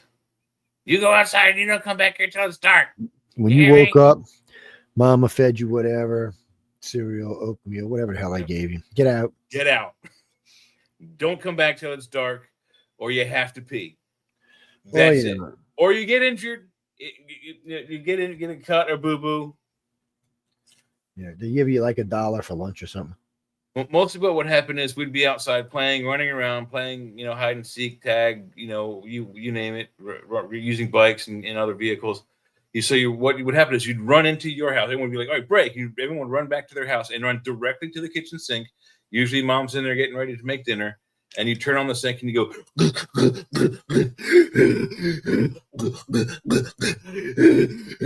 then do that like 5 or 6 times, guzzling water directly out of the faucet tab. And then you turn around and you look at mom and go, bye. And you run back outside and do the same thing again for another hour until it's done. Shit. That's how we played. This is what you hear at my house. I hit the door. What do you want? Water? There's a faucet right there. Yeah, or that. No, that's the garden hose. No. The garden hose was also another. That's it. That tastes like hose water. You should take the hose off. I'm like, so what? I drank from it. So that's what happened. I was in the hospital for a whole weekend because I got lead poisoning because I accidentally went and stuck myself with a pencil. Yeah, ice cream truck would come by. We'd all be out there mugging the ice cream guy up. Oh yeah. You're getting. Diddy got off lucky, Jesse. He got lucky. He got very lucky. He could have been doing way longer. They wanted to give him 11 years. So think about it. He got way lucky. That was what we were thinking would be the minimum for the 2 counts of racketeering. The trafficking for the trafficking for prostitution across state lines. That's what would have to get him. I mean, they could probably forgive a lot of other things, but going across state lines with a federal offense like that, they can't let go. Yeah. Well, no, Jesse, if they'd have got him on racketeering charges, he'd be doing 25 years. Yeah. It's no, they got him for bringing prostitution across state lines, and I forgot the other one, but regardless, transportation for prostitution across state lines, 2 counts. That's what he got. He's with Chris. No, he's going to jail for at least 4 years, probably 3. He's got 3 left to do. He's already done over a year, so he's only got 3 left to do. and he's got exactly 36 months, 3 years, and he'll probably do 2 of those, and then they'll put him in a halfway house, maybe even less than 2, and they'll put him in a halfway house. Yeah. He's got to do 80. Technically, he's got to do 85% of his time, but if he agrees to go in a halfway house, he can do that as part of his time. Yes. Yeah. Yeah. So that can help you reach his 85% and not have to be in jail doing it. Yeah. So we'll see. We'll see what happens. Last I heard, he was going to a medium security prison. No, he's going to a Fed pen, though. He's not going to a state pen. Yeah, and it's medium because he's only like 4'8", so he's a very short man. So they need a medium-sized prison for him. They Oregon Bob. Yeah. Hey, Bob, how you doing, baby? We get ready. We'll bring you up in a few minutes. It's Oregon Bob's a friend of ours from way back. Oh man, I don't know if you ever met Angela Joyner, Jay. She was a ufologist. Well, actually, I shouldn't say she was a ufologist. She was a reporter, is what she was out of Texas. Name definitely sounds familiar, but I can't say. She had a show on a network called The Joyner Report, and okay. she was a local journalist. I forgot for what TV station out of there, and she got involved with one of the UFO sightings. But we're gonna bring Bob, and we're gonna talk about that in a few minutes because I know we're getting close to get up and break. You know what we might do? We might just go ahead and take an early break, and then we'll come back and we'll bring Bob on. Bring Bob in. All right. But Jesse, Jay, why don't you go grab something Halloweenish, maybe Ghostbusters or something. Oh no! I got the perfect one. Let me find my YouTube while he's thing doing with that, Biggie Bob. Don't forget, guys, starting in November, we start giving away books and books and more books and more books and more books. I got a lot of stuff to give away this year. Well, Barnes & Noble sent me some stuff. I don't know. People just send us stuff, so we give it away. And you mean from Writers of the Future? I don't really think I got much. But John usually sends me a case or 2 of books, too. He usually sends me about 100 books, 200 books. And we give those away, too. It's nice to be able to give away books on the network. Yeah, it's a lot of fun. So anyway, getting back to Uncle Diddy. So like I said, even if he's a total badass bad boy, he's out in 36 months. Well behaved, he'll be out in 20 months. He'll be in a halfway house, and then after about a year, he'll be back in his own place, chilling like a villain. The only thing that the general public has going for him is that he will be off the streets for at least 3 years. So that's now. So y'all know this, ladies and gentlemen. This isn't the end of Uncle Diddy's legal foes. Oh no, I think he's up against 3 dozen or 4 dozen civil suits. Yeah. I was not going to be surprised. I mean, we said it. You said it months ago. Once the dust settles, the civil suits will roll in, and he'll be penniless by the time he gets 6 months to get out of there. He'll be done, no money. Well, I'm suing because he said we like strawberry baby oil, and we don't. Yeah, and Tootsie Rolls. Yeah, Mr. Tootsie Roll himself. I think what the quip is to mean that his fullness wasn't much more than the size of a Tootsie Roll, which is more of an insult than anything. But still, wait now. Way too much information than anybody ever needed. But 3 yet different sizes. now knows it. Oh wait, there's 4 different sizes of Tootsie Roll. There's the one that's like this, the one that's like this, and then the one that's like this, and then the one that's like this. Yeah. And one's this big around, one's it, and it's I'm talking the one that's no bigger than that.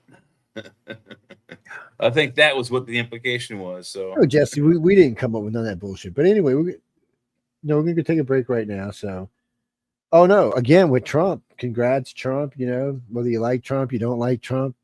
The fact that it looks like Hamas is basically going to give up now and go ahead and see what they can't work out. You know, it's not just, I don't think people understand. So what's going on here is he's already talked to a bunch of other countries over there. So they want like a coalition to run this part of the country. Yeah.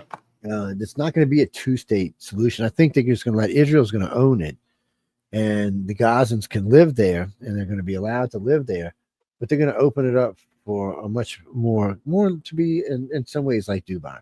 like a resort town, like like Vail, Colorado, or somewhere in the Bahamas or the Bermudas.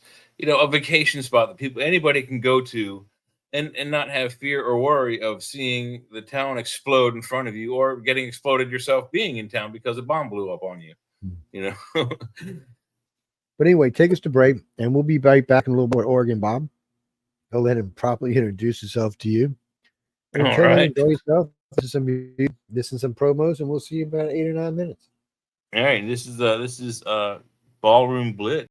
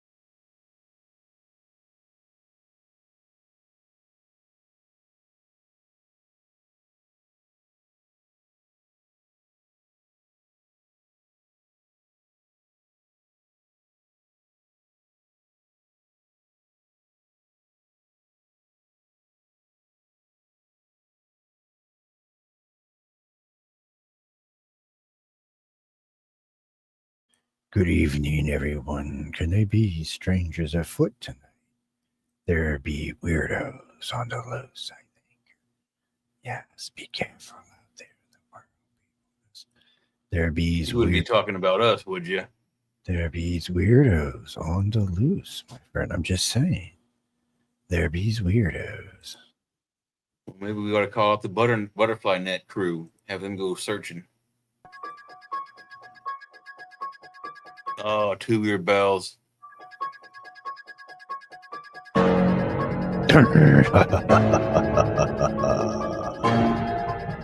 Yes, people. Is that a Happy new one for fucking this year? Halloween.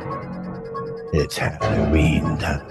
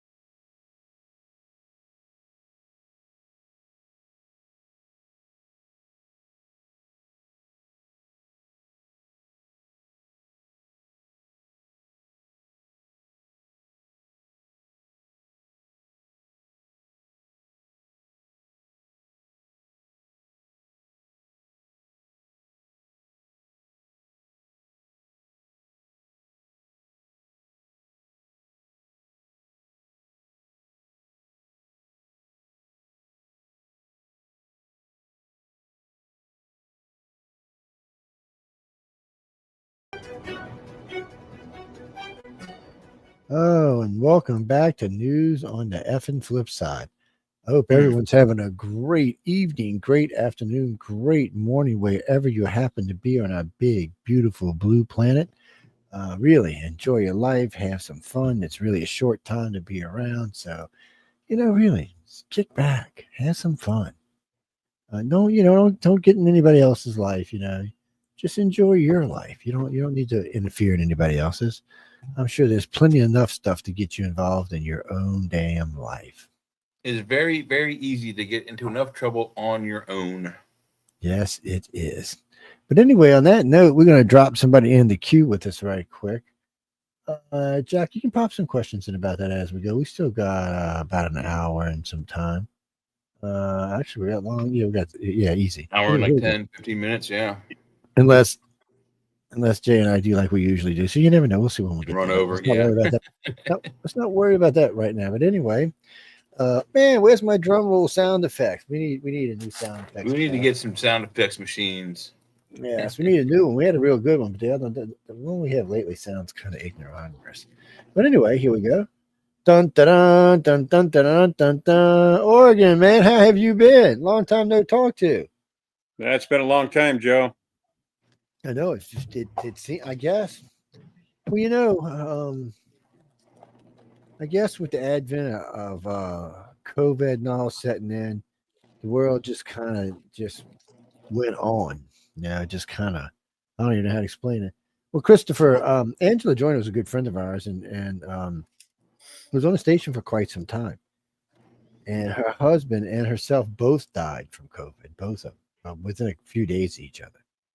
It was rough. Yeah, but and she was a good reporter. She'd get her nose in all kind of stuff, man. She just she didn't like to take no for an answer. Let's put it like that. We'll be polite about it. And Some of what's happening with reporters these days, they're getting punched in the face now. Yeah, so this was different. So how's things been going? I mean, you still up north or out west, I should say? Still down on the Oregon coast. Yeah, everything kind of came to a wrap up with the Oregon Bob story with Frank Warren and the visitation of Johnny Anonymous. I always have a great deal of respect for Frank. And Johnny was a different kind of soul.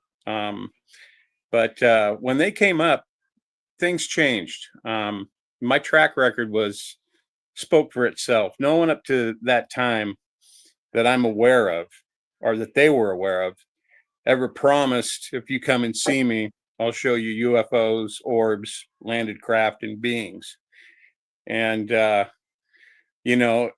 out of 10 of the guests that came, including a professional camera crew that we took into a spot that I thought was fairly safe, that I knew they could get footage, would return. They wouldn't go back.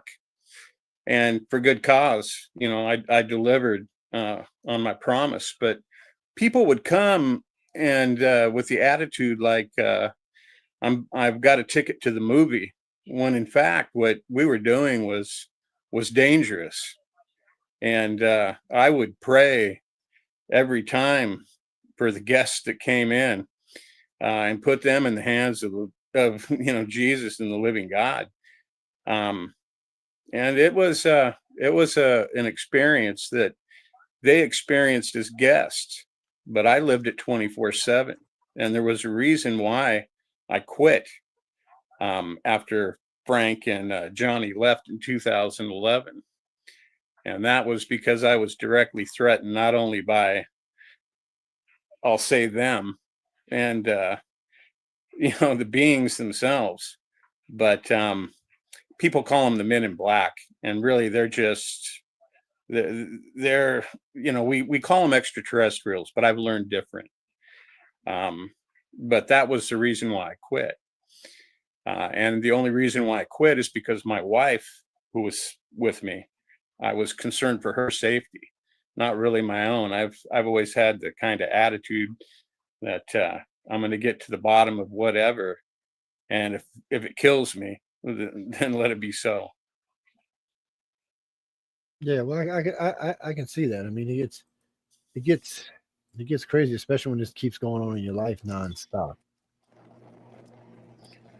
Well, yeah, it is, Joe. But what's happened over that period of time, there've been a lot of different people that have tried to get a hold of me for book deals and movies, and I've ignored all that over the years. I'm not you can't get me with money. I'm non-materialistic guy, and the good Lord supplies my needs, and I've always been happy and protected by that. But what's came over those 11 years, I was actually led by the Spirit to stop. And what the Spirit said to me, the Holy Spirit, was don't tempt death. And I wanted to know what these things were about. So the last 15 years, I've had revelations and have came so close to the Lord in this, that he's given me the revelations and the places to go to, and the answers that came from my life experience. And these things are not extraterrestrials. They are the fallen angels and the fallen angel spawn. And I've seen these things with my own eyes, and I've talked to them. I've been visited by them. The things that have happened to me, you're the only one that I've talked to and have made these statements to since 2011.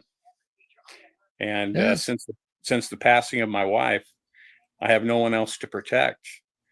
And I'm not really worried about myself, because all of my family and my loved ones are on the other side.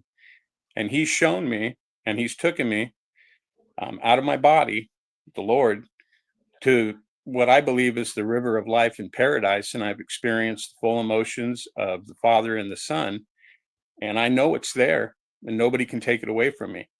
But what's coming, Joe, what's coming, and it's coming soon. It's all around us now. But it's really just the door opening. The one who really pulls the shots in this world, and I don't care, the deception will never be as great as it is now. And, there's going to be multitudes that are going to be deceived by this. Who is in charge of this? Satan, fallen angel technology, where we are right now, and the compartmentalization that's hit it through not only the the founding of this country, but throughout the true history, which much of it has been hid from us and taken away from us. And we've had his story, his version of what's going on and what's happened in the past. So I've had great revelation in my life. I basically, I don't know the day or time, but the real battle is not the battle that we're being distracted with one another. The real battle is between God and Satan and the Father's Son. Now the compartmentalization runs deep, and even in the underground bases, I've spoke with a lot of different people have got a hold of me. But I've spoken to men with high clearances that have worked in S4, Dulce, and Area 51, particularly Dulce and Area 51, well, and S4 too, that under level 7, they're given specific instructions not to mention the word Jesus, God.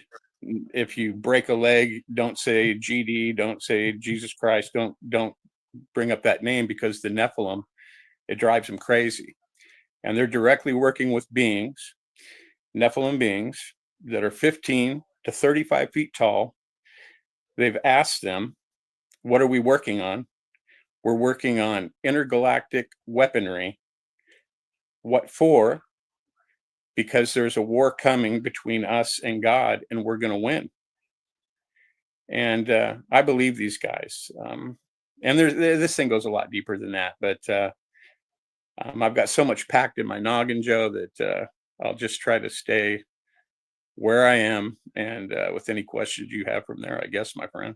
Well, I was just thinking about it. We'll have to. Oops, sorry, something just popped out of my ear, blaring it out. We'll have to bring you off on the cover where we can get into it a little bit more in depth. But why? So why don't you think it's both extraterrestrials and the other side?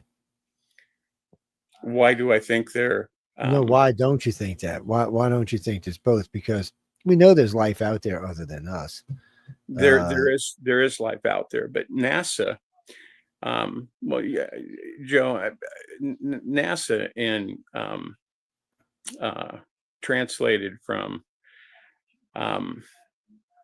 well, basically NASA means lies. Look at who they imported to create NASA, from Wernher von Braun to all the Nazi scientists and the experiments that they were doing directly with the never a straight answer. NASA, never a straight answer. Exactly. All the 3-letter agencies, the government, they've all been infiltrated by the fallen angels. And the big thing is the compartmentalization has hit everything to a point up till now. But there's nothing new under the sun. And different people like Alex Jones is a chosen man. It says many are called, few are chosen. The ones that are chosen are basically doing God's work, because he uses the just and the unjust alike, good and evil. And we live in a time, Joe, where things are coming so true biblically. But what's been taken away?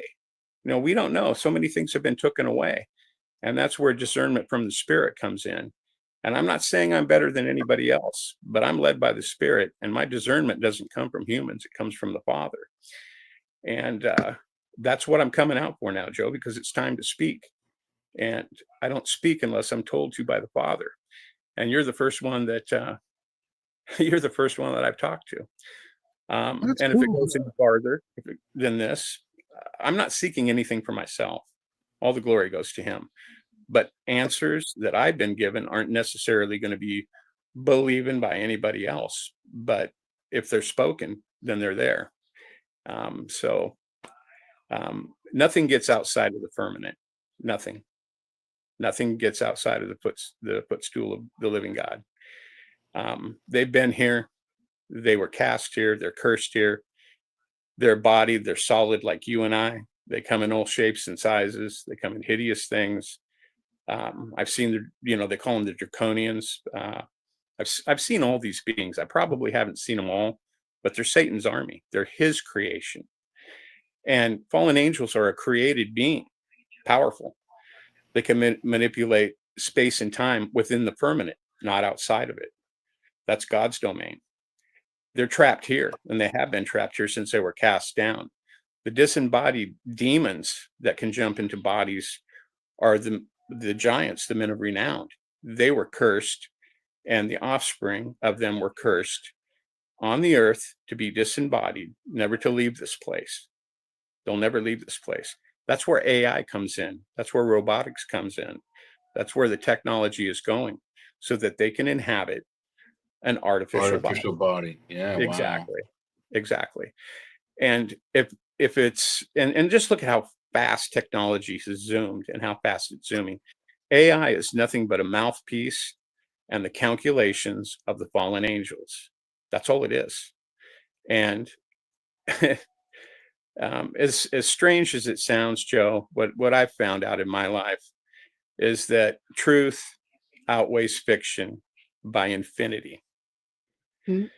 And there's people that are going to hear and see and understand, or hear and see and not understand and want to understand. But any understanding on the things that are going on, we're made in God's image. We're different from them. They hate us because we have a soul. We have a way to go home, but we have free will. And God said that he's going to have a tried and true generation this time, that it's never going to enter that his kingdom again. And when you come to the point to realize that this is a testing ground, this is a boot camp for heaven, this is a boot camp to make it home. And if it all depends, it all depends on him, because he knows our heart better than we do. But these things are nothing but deception, and the deception is about to it's about to get turned up. And if anyone thinks that man is going to save us, all the governments around the world, all the clergy, all the ones that serve him go to Antarctica to get their walking papers and their orders, and they get them directly from Satan. The underground cities that have been built are so vast and so advanced. The people that are in the know, in the compartmentalization, that know these things, and don't be fooled by President Trump. I voted for him 3 times because he's the best candidate. But don't be fooled. They all work for the same one. There's one agenda here on this planet. We live in an enclosed earth that is ruled by Satan. He is the God of this world, and we are in the beast system. Now, he wants to take as many souls as he can with him. And he's not after the ones that don't know, but he's after the ones that do know. He's already got the rest. We're living in the most important biblical times that there will ever be, and it's being played out now and to whenever the end is in all of us. And the Lord's reaching out to people, and it's not through church, it's not through men, but it's through the communion of the Spirit. Because when that Spirit touches you, Joe, and you have an interaction with the Holy Spirit, no man can take that from you. And it's written, my sheep know my voice and they'll follow no other. It's going to be the only protection for anyone that's here. There's no protection outside of him. I'm living proof, my life. I should have been, my God, and I'm not trying to boost myself up, but my life has been nothing but revelations growing in intensity as my life went on. And the last, since 2011, it's been nothing but revelation, revealing why all these things have happened to me. Not only why, but what they are, where they came from, who's telling the truth, who's not. Discernment to be able to see in the Spirit. So question for you though, but doesn't that make you feel as snug as a bug in a rug knowing? It does, in the fact that I still don't know if I'm going to make it, Joe. That's up to the Lord. But what makes me feel good, what makes me feel secure is you know, he took me out of my body and he took me there. He took me there. I couldn't open my eyes, but I knew where I was. The full emotions of God and the Son went through me. You'll never feel so much welcomeness and so much love times a billion, infinity of what we feel here. So I'm not afraid to go. Well, that's good because, you know, to be careful. Yeah, I mean, it it's might not be what inevitable. you So, I think mean, it was. it doesn't really make sense to be afraid of something that's inevitable to happen anyway. Well, You know, yeah. but you know, you did bring up a good point. You know, that we're at a crucial point. We're at a crux point. You know, some very fantastic, perhaps wonderful things are about to happen very soon, and a lot of people might get hurt. A lot of people might die. It might really suck for a brief amount of time, but then allegedly after that, there's this thing called the rapture that we come out on the other end of this, and with, you know, golden toilet seats and all that, you know, or promise, that kind of thing, immortality and, you know, life forever. You know, I'm looking forward to that. I would really, I mean, just think about our planet alone is going to live 500,000 years. I would like to see some of those 500,000 years, see what, you know, where we are now and how we get to where we are in 500,000 years. I'd be happy to die at that point. Right. You know, one thing that I remember, you know, and people call it giving your testimony, is that when I was taken there, at some point it would be, you know, it would take a few minutes to explain it. But if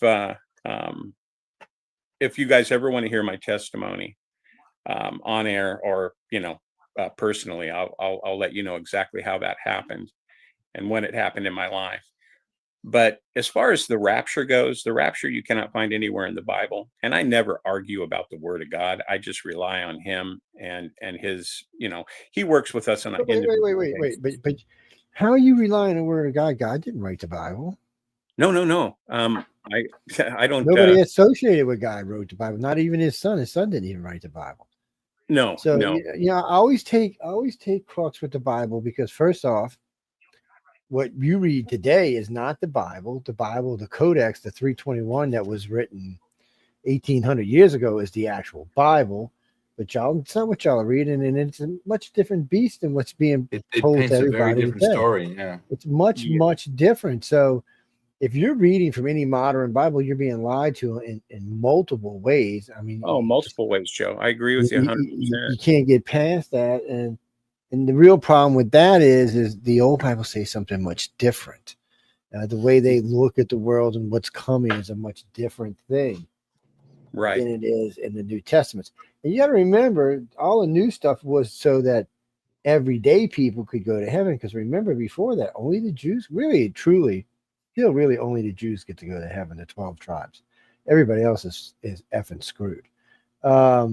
That's what Jesus supposedly died on the cross for, was so that the rest of us could go. But that's only in what interpretation you want to believe in. Because if you're a Jew or a Muslim, you think he was a minor prophet. It's not going to happen. So it's a whole different thing. And but it's not, let's not forget, people, all three of these religions we're talking about all believe in the same God. They just believe differently on how do you get there, which is a strange kind of thing in itself. It is, and that's why he takes religion is nothing but a weaponized. It is. It's just a weaponized weapon against God. You can't take one God and split him up into all these different. Well, it is. It's also a control system. It keeps people in line. It's a fallen angel control system. It exactly is. And Jesus is not mentioned in the Bible. There's no J in the Hebrew or Aramaic language as far as you want to go back to the oldest text. What is it? It's Yahushua and Yahshua are the correct pronunciations. And so those were taken out so that when people use the Bible and they pray to Jesus, they're actually what Jesus are they praying to? What God are they praying to? You know, no, it is Yahuwah and Yahusha, or Yahusha and Yeshua. Yeah, it's like the way I understood it. It was the Jesus' name Yeshua, spelled with a Y or an I, is like the Joseph was the father, so it's like the diminutive form of the father's name Joseph. Yeah, correct. And what's really strange, there was a person that I got acquainted with. His name was Ron Wyatt, and it wasn't through. It was a divine connection. And Ron Wyatt, what a story. He was led by the Spirit. And I don't go by the Bible. I go by prayer and supplication, because we are the temple. He dwells in us. He doesn't dwell in buildings. He dwells in us, and we can have a personal relationship with him. And when you get your information from him, you're getting it from the right thing. There's no mistaking the Holy Spirit. I know what the evil spirit feels like, and I know what the Holy Spirit feel like. So when these things start landing, Joe, and I'm telling you what, to all of you, if you've ever experienced that Holy Spirit or the goodness, and you've experienced that evilness, that evil spirit, these fallen angels, they're gonna, he can look like an angel of light, but they will not have that spirit. And that deception, it is going to come. It's on the way. Well, I've got my demon detector right here. Bend over, insert, and see when they glow. You got one of them. I still have all my protection in place. My powder's dry. It's written. I'm all for taking care of myself and people that are trying to do what's right. And I hate these evil bastards, Joe. I just hate them. There's a lot of evil out there. Christopher, could that be the start of World War III? Oh, you're talking about Putin. Well, I'll tell you a little secret. They had asked us to give them cruise missiles just recently. And we've been thinking about it, but come to find out, they don't really need ours because they have their own cruise missile that will reach 1,800 miles. Well, we're going to give them, it's only going to be worth 1,000. So I think we might just give them the parts to build their own. And that keeps us out of the war. When we start handing them over advanced technologies, it gets a little sticky quick. Yeah, that's when Putin will act against us. Yeah, well, then Russia don't want a war with us. He might go start one with NATO. He's hoping if he starts a war with NATO, the United States will stay out of it. And for the most part, we'll just supply weapons and keep our forces out of it. Yeah. All the weaponry that they're playing with, and it's real powerful stuff, and it's matchsticks compared to what's really out there. And the fear factor and the control factor and all these factors that life and death. Oh no, I'm going to die. My family's going to die. Oh, I'm scared. Oh, I'll comply. You've got me running. This whole thing about the wars and what's going on. It's like what happens is the evil ones. You walk onto the candle, then they light the place where you got on, and you're walking on that candle, and you say, "Oh my God, I got to make it to the other side." And they light the end, and then you try to run back, and they light the middle. And that's about where we're at. We're running to the end, and when we get to the end, what we think is going to be safety, that's going to be lit. They got us. We're like fish in a barrel. And the technology that they really have is just, this thing could be over in milliseconds if that was the case. So there's divine protection that's in place. Because they want a manageable population of 500 million worldwide or less. No, that's never going to happen. Yeah, that's never going to happen. They blew that a long time ago. They should have done that when there was actually a shot of it. Yeah, I agree with you. But Jesse, in order to kill 8 billion people a day, you'd have to contaminate the planet to where it wasn't useful anymore. Yeah, he wants to. So yeah. Denise, he's talking about the firmament. Well, it's all in what you believe. Some people believe in firmament. A lot of people don't believe. It's all in what you believe, my friend. Yeah, it is. Well, it is. I've been high enough in space to know that the planet's round, so that's not an issue for me. Me either. It looks like it's round, but it's really more an ellipsoid. Yeah. Well, when you see it, when you see it from 70,000 feet, you can tell what it is. There's no doubt when you look in either directions, you see a nice clean arc bending both in front and back of you, especially when you're traveling at about Mach 1.5. The problem is when you're below that, it's hard to tell because the planet's so damn big. You don't really see any change in anything as it moves forward because the planet's too big for it. It's on the highest part of a giant cruise ship out in the Atlantic or Pacific late at night, you would see it, or even the daytime at sunrise, you would see the gradual curve of the Earth. What does it mean, Dean? What are you talking about, Jesse?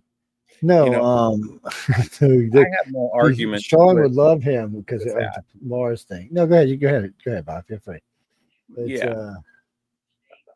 I have no arguments if it's flat or round. I've never been at that high, and I've never, did the circumference of the world and that. But I do believe that there's a firmament about us, and I do believe that. But the universe is interesting. So if or when or created, or if God created the universe and let it take it from there, is anybody's best guess. But the thing you can tell, and this is a very interesting thing, when you look at our planet and the way our hurricanes spin and the way they look just like our solar system spin, and our solar system looks just like our galaxy spin, and our galaxy looks just like the universe. It's a very interesting thing. And the other very strange thing is about 70% of everything inside this galaxy spins clockwise, and the other 30% spins counterclockwise. So, God mentions it himself. He talks about to be in many, many rooms in my mansion. I think humans were just one of a multitude of experiments for him. After all, the universe is about 14 billion years old. So, people always talk about, well, God said 6 days to create anything. Yes, 6 days. But what is a day to God? A billion years? 5 billion years? See, that's the real question. People always say, well, a day, he's an omnipotent super being. His days lengths are not going to be the same as ours are. And that's interesting, Joe. Going back to the alien stuff, the UFO stuff. When I was filming, and I do have some really interesting footage that I just have never released. But what the Lord did, what the Spirit did, is I'm filming this place. So many strange things happen, and it looked like a bunch of pencils, black pencils, going really fast back and forth in front of the screen, and they started to slow down. They went slower and slower and slower, where finally there were different beings that were walking, but they were moving so fast in the beginning. And the Lord has a way of doing what he does. I don't know how he does what he does, but he can control things. And it got to where it focused in perfectly, and I could see these different beings that slowed down. But I wasn't filming what was in front of me. I was filming through whatever portal or whatever he opened up. And it was quite a thing. But yeah, they vibrate at such a higher level outside of what we are in our dimension, if you want to call it that. That they can move so fast that we just can't see them. So, what's 1,000 years to the Lord? Maybe a half a breath, I guess, to God. See that blink of an eye, really. I mean, it's such long-lived lifespans.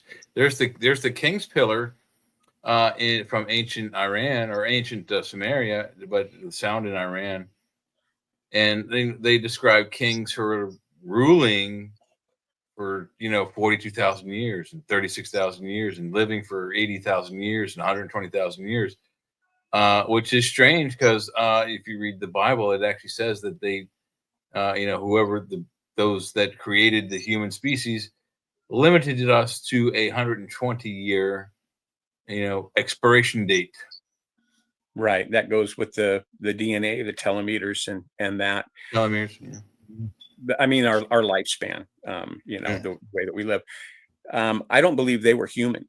And I believe that it has all been a creation of the fallen ones, of Satan and Lucifer, his son, from them. And that these things are solid like we are. I mean, they're flesh and bone. But then, one thing to think about is how the life is in the blood. Once the spirit, our blood, or our spirit leaves, we're just in our soul, we're an empty shell, but we have flesh and blood and bone.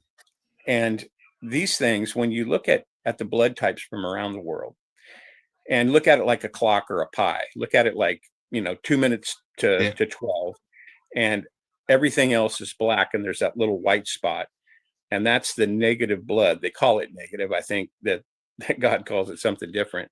And there's just that little slice left, and they say that everything else is infected with the rhesus monkey gene. No, it's infected with the Nephilim blood. It's tainted with the Nephilim blood. And why do they monitor that small blood type? Well, because we're universal donors, or, all the excuses that they give. But there's a reason. And, all those questions, all these things that we wonder about, and we wonder what the truth is about. One day we're going to know, but I don't think we're going to get all those answers here, gentlemen. Well, I'm going to tell you a little secret. About 2 decades ago, the organization I run broke into the blood type. We did a thing with 3 of the top hematologists in the world, and we broke down all the blood types.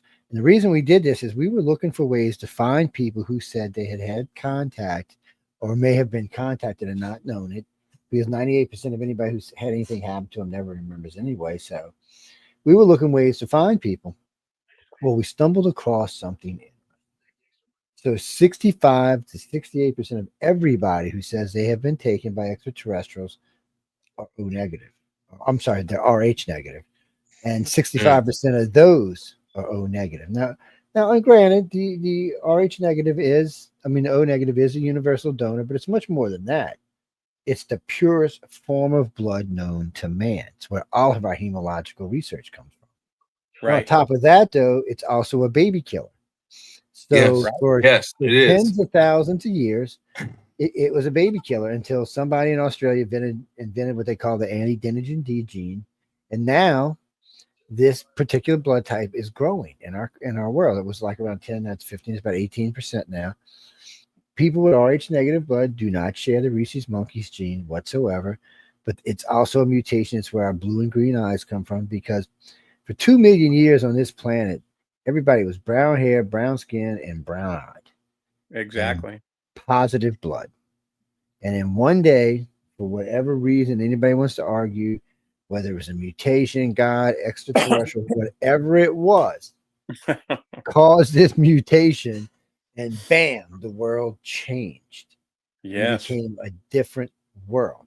And somewhere after that, in the creation of us, somewhere after that, somebody introduced reptilian DNA into the human species. Now, we know that for a fact because everybody on the planet has a reptilian section in their brain. Maybe that's the original sin, is the reptilian section. Who knows? But the point being, without it, we would just be little subservient little bitches walking around on the planet. So we actually have to have that in order to stand up for ourselves or for God or for aliens or whatever you believe in.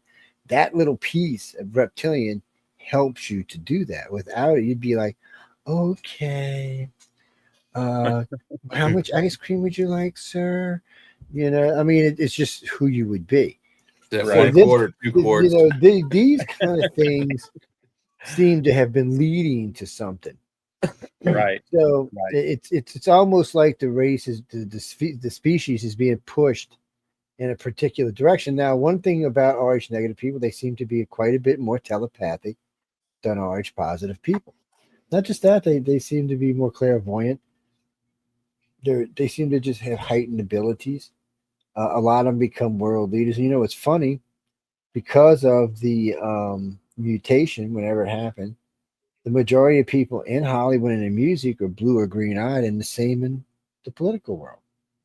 Even though they only make up 18% of the population, they have most of the controlling positions around the world.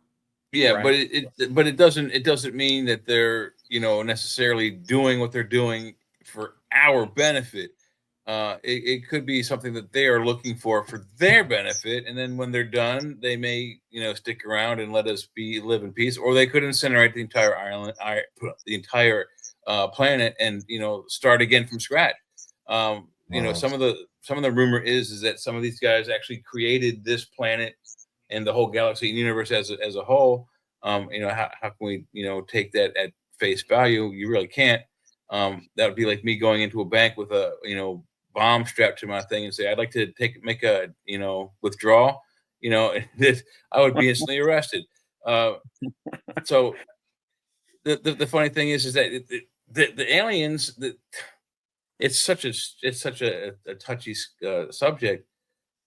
You were speaking of, you know, revelations in the RH negative thing. The aliens only want people to know that they're involved with. So everyone that they abduct and are contactees have been disclosed to. So disclosure has happened to those that the aliens want to disclose to. If they want to disclose to the rest of the world, it's going to be a while, and it's not going to be at the hands of Trump or any other political. The U.S. government is not going to disclose. And that's the other thing. If the aliens were demons, they're sure going about it the wrong way, because a lot of people who have contact are good people. They're peace, love, and light people. They're not anybody out to do harm to the world or anybody else for that. Absolutely. So that changes things. You know, I would think God would be like a really good boss and would kind of, you know, spread come things down out to manage things, right? Well, you know, yeah, I don't think he needs, you know, there's too many of us. I mean, there's 8 billion here. What is it throughout the rest of the eternity? I mean, how many trillions of beings are there? Hundreds of zillions of Googles of beings. It's an uncountable An number. awful lot It's for an unknowable thing. Even for an omnipotent super being, it's a lot. Yeah. So it makes it tough. So I would think he would delegate. You know, maybe give Gable some, maybe give Michael some, maybe recruit some more demons up Regional there. Governors and rulers. Maybe and things, maybe rehabilitate a couple of demons here and there. You know, bring them back across to the other side. And, I imagine by now Satan's getting kind of bored. I mean, you know, if he blows up the world, he can't have any more fun. He's gonna figure that one out now. If he needs us for his, you know, he can't collect all of our souls, because then once he collects them, what's next? Well, then he gets thrown into the pit, so he don't want to do that anyway.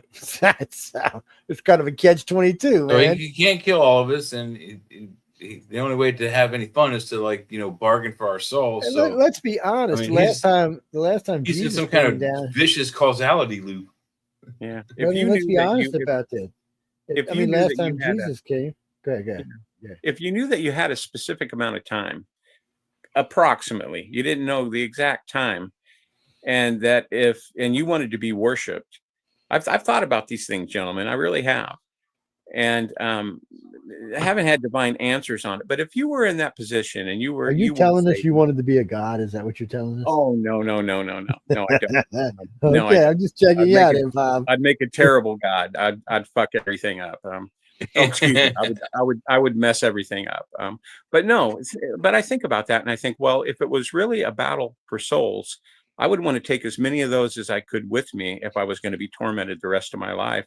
Because if I can't have it, they can't have it, and that just kind of makes sense to me. I don't know.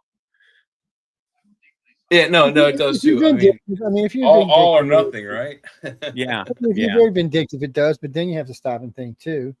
If you're evil and no good, some of these people are probably fucking aggravating. Leave them here. You know, it's you know what the devil reminds me of? It reminds me of the mafia. Back in the day, mafia's killing people, mowing them down, doing all kinds of things. But then the mafia realized, you know what? Going legit was actually better. Yeah. They made more money. They didn't have to worry about going to jail. They didn't have to be killing people out there. That's right. Yeah. I think Satan has figured it out. You know what? I had it pretty good when I was in heaven. This was a fuck up living down here in shithole hell on 99th and 3rd Street. And he said, it's some bullshit. So it just seems to be some kind of change in the world, even though the world itself feels like it's going to shit in the handbag some days. But when I'm forced to stop and think about it, it is violent, but not like it used to be. There are people dying. There are people dying by the thousands, but not by the tens of thousands, not by the hundreds of thousands. Do you know less people have died from starvation in the last 5 years than at any point in human history? And babies in general are living longer now than they ever did before. And for as war goes, there's no real wars going on. There's the Ukrainian thing, but that's I don't even know what you call that. That's kind of a war, but not a real war. I mean, Yeah, there's no, They're like squabbles. Hamas thing now is more on it's a schoolyard bully fight. That's all it is. And the and bully's now, losing. now Israel and Hamas is more like, let's just level out Palestine so we can do something else with it. It's what it seems like. So, well, if Hamas is stall tacticking again, if these 20 new points they put on the ceasefire, which they have a deadline for, if it's a stall tactic, well, the only thing that's going to happen is that Trump's going to be like, okay, he's going to like take the chains off of Netanyahu and just let him, nuke the entire actually, area, what he's going to do is he's going to however way he wants to. He's going to open up the Navy's carriers for use for flying sorties after Hamas. Yeah, he's just going to. Not to completely change the subject, and Jay, I didn't mean to interrupt you, but when you That's go fine. back to all the UFO stuff and Angela Joyner and all those people, Angela,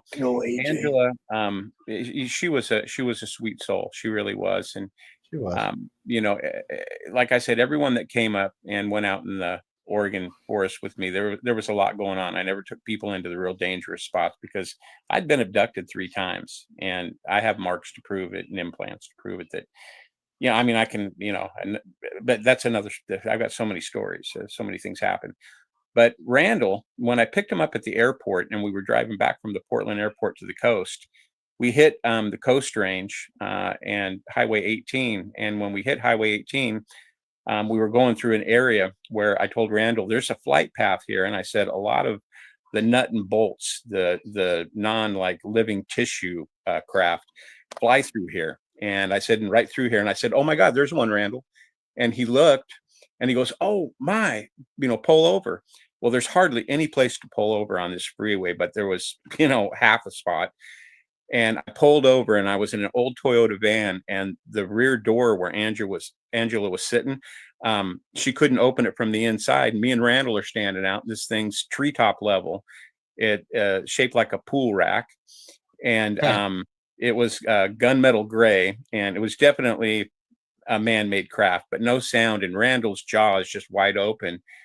And I said, well, that's one of them. And I said, there's different shapes and sizes. And we could hear Angela in the back, get me out of here, you fat ass. I want to see it too. And she was back there just going nuts. And it all happened within 2 minutes, and it was gone. And she was pissed. But then they were there for 3 days with us, me and my wife. And the first and second night was just unproductive. And I'm just like, wow, I went to some of my best vantage points and there was nothing happening. And on the third night, she was pretty disappointed, but Randall had already had a sighting, just on the way home. And I thought to myself, I'm going to go. So I made a backtrack and I went to a spot that is fairly dangerous. It's a place where I was abducted, and it's a place where some pretty violent things happen. And that's a whole another story. But and there's I'm not even going to say it on the show, but there's some pretty crazy stuff. And anyway, I drove to that spot, came around this bend, real dense forest, real dangerous spots, cliffs on both sides, and then comes into a clearing and a real short drop on a little drop off the road, about 35 yards or less from us, and the whole forest just lit up like daytime. And they're like, what's that? And as I'm coming to a stop, sliding to a stop, I said, this is what you came to see. And I said, let's walk right over here. And I said, this will probably be the best spot, because I knew the area so well. And there was, it was a craft, but it was the kind of craft on the bottom of it, it had like octopus tentacles. That's how Angela explained it on the radio show. And that's what it was. And there was a real bright light shining on it. Well, Randall's a pretty smart guy. And I said, he goes, Angela wanted to run down to it. And I told him, grab her. She's going to break her leg. Or she's going to get probed. Yeah, exactly. And you can see the thing perfectly. And I said, Randall, can you tell that the light is shining on it? And he goes, that's what it looks like. And I said, yeah. I said, we're on top of an underground base. I said, and there's a door that we can't see that's under us, and it's opened up, and that's where all the light's coming from. And so I said, stay here, because it's just pitch black except for that thing lighting everything up. So I went to another spot, slipped over the edge, went down about 35 feet, and I knew exactly where this thing was. And sure enough, that door was open, and there was a lot of movement going on there, beings in there. And there was no movement around the craft because they had already dropped off or got whatever they wanted, or they were doing whatever they do, whatever, the transaction was, what they were getting, picking up, dropping off. Angela and him are still there. I went back as fast as I could because these things can take you fast, and they know you're there in no time. And what was really funny about that, we watched this thing for about 10 minutes. And people say, well, why didn't you film it? Why didn't you do this? Well, here's Angela Joyner, and Angela, why didn't you film it? Well, I didn't want to take my eyes off it and run back to the car to get my stuff. And I can see why people say they don't film it. And I said, even if you tried to film that, Angela, it wouldn't come out. It'd be blurry. Yeah. I've tried to do this 100 times. But then the light went out, and I said, it's time to go. And so they're bumping into each other. We're making it back to the van. And all of a sudden they sent up one of their, I call them probes, sentinels. They send up one of these probes about the size of a 50-gallon drum, 2 red lights on it, and it cut us off to the van. And I said, okay, just stand here for a minute. It flanked us to the left. I said, okay, let's make it to the van. We got to the van and got in. Then it was on our right-hand side on the road and passed in front of us, stopped. And poor Angela and Randall, they were petrified. I wasn't so petrified. I just wanted to get them out of there, And the thing went to the right. And then when I looked off to the right to where it was, I saw one of the tall grays right there where it was. And he just his top of his body and his head, and he was looking over, and we called them scooters. They ride these land vehicles, but they fly, and these things can go up in the sky so fast and turn into like a star. You'll think you're looking at a star. And I know a lot of their tricks. I know a lot of what they do, and I know where they are out there, but I don't go chase them. But everyone that came up, Robert Bigelow came up, sent up his cronies to try to steal the location from us. And, I'm not a stupid man. And then another billionaire by the name of Ian Saul, and a couple multimillionaires, and professional camera crew, a couple real important people out of Portland, but everybody except for one man and one special ops guy out of the dozens of people that went out there would even go back. So, and with good cause. It's crazy times, but there are some things that I will talk to you guys off air that I know that'll blow your mind. It sounds like it's a much more active area than the Skinwalker Ranch episode thingy. Up to that time, it was Skinwalker Ranch. Boo! I'm sorry. It was off the charts, and it's still off the charts. Where I'm at now, I'm about 50 miles south of the area that I lived there for the last 15 years. And I know where the flight paths are that come off the coast, and I'll go out and I'll watch the paths, and there still is as much or more activity, and sometimes way more activity than there was back then. So they're still real active, but I'll till the day I die, I know where their portals are. I know where I'm not going to say much more than that. I know where they are out there. Yeah, well, I remember when y'all were out there. I remember the shows and all that had been done and everything, and they're still available somewhere in the network. I imagine sooner or later I'll see them, because right now I'm taking stuff, the older stuff that are being put into the membership thing. You can only get it on a membership fee, but all the newer stuff will still be free. But all the older stuff will eventually be all member stuff. And see, nowadays we have television. We have right now you're on Roku television. So it's on Roku. I had a phone call from one of Steven Spielberg's assistants, and man, did I got such a chill out of it. And he was interested in my story, and I said, I said, I think you're full of shit. I don't think you know Steven Spielberg, and I think this is just a bullshit call. Yeah, it's a scam. And he said, no, I'll send you an email that will, give me an email address. And I said, well, why can't I talk to him myself? And he said, you have to go through me. He said, he's not going to talk to you. He wants me to talk to you. So anyway, I found out it was real, and I just cut communications. I wouldn't answer him. I didn't answer anybody. And I got such a bad feeling about it. But yeah, you can't buy me with money. That doesn't interest me. I just get in more trouble than it would be worth to have it. I'd rather just give it away to people who really, really need it. I get by on very little, and I'm happy. But yeah, it's crazy what that whole Oregon Bob thing did in my life. But it really changed my life. But where I'm at now, I wouldn't change anything. It was all worth it to where I am now in life. No. Sometimes things happen for reasons. I'm gonna tell you a little secret. And I don't talk about this much on air, but I'll tell you a little secret. Over the years, I've met some people in some pretty high up positions in the Catholic Church and stuff. And about 2 decades ago, I was in Washington, D.C. I was lecturing at the Washington Press Club for I believe it was the 9th X conference that Stephen Bissett was putting on. Well, Monsignor Balducci was there, and Piola Harris was there. Now, Monsignor didn't speak the greatest English, but he had his own table. I had my own table, but him and I were sitting back to back. Piola was sitting next to him. I kept asking a question. So finally, we got into a pretty stiff conversation on God and extraterrestrials. So the first thing he tells me is that the Vatican understands that the extraterrestrials are closer to God than we are, and some of them are here in his light to serve him over us for whatever reasons he sees fit. So the Catholic Church's official position is that the Greys especially are much closer to God than we are, much closer. They're not the only one in the Catholic Church to have said it either.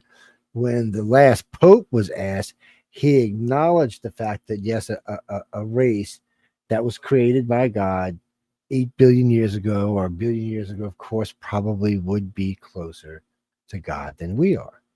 Oh, yeah. So, which and I can understand in some ways that could be true, and in some ways that could be bullshit. But regardless, to hear this come out of the Catholic Church. So about 4 years ago, I'm talking to a gentleman. He's a bishop, and this wasn't even at the time, wasn't even anything alien related. And we're talking about stuff, and he said, Joe, I remember somebody, I can't remember the guy's name I used to do business with for ICOR out of the Vatican. He said, I know that you had been told that we believe that the aliens are closer. He said, but let me explain to you why. He said, he said this, and he said, you can't use my name. You can tell everybody I was a cardinal, but you can't use my name, the bishop. And he goes, he said, but I'll tell you this.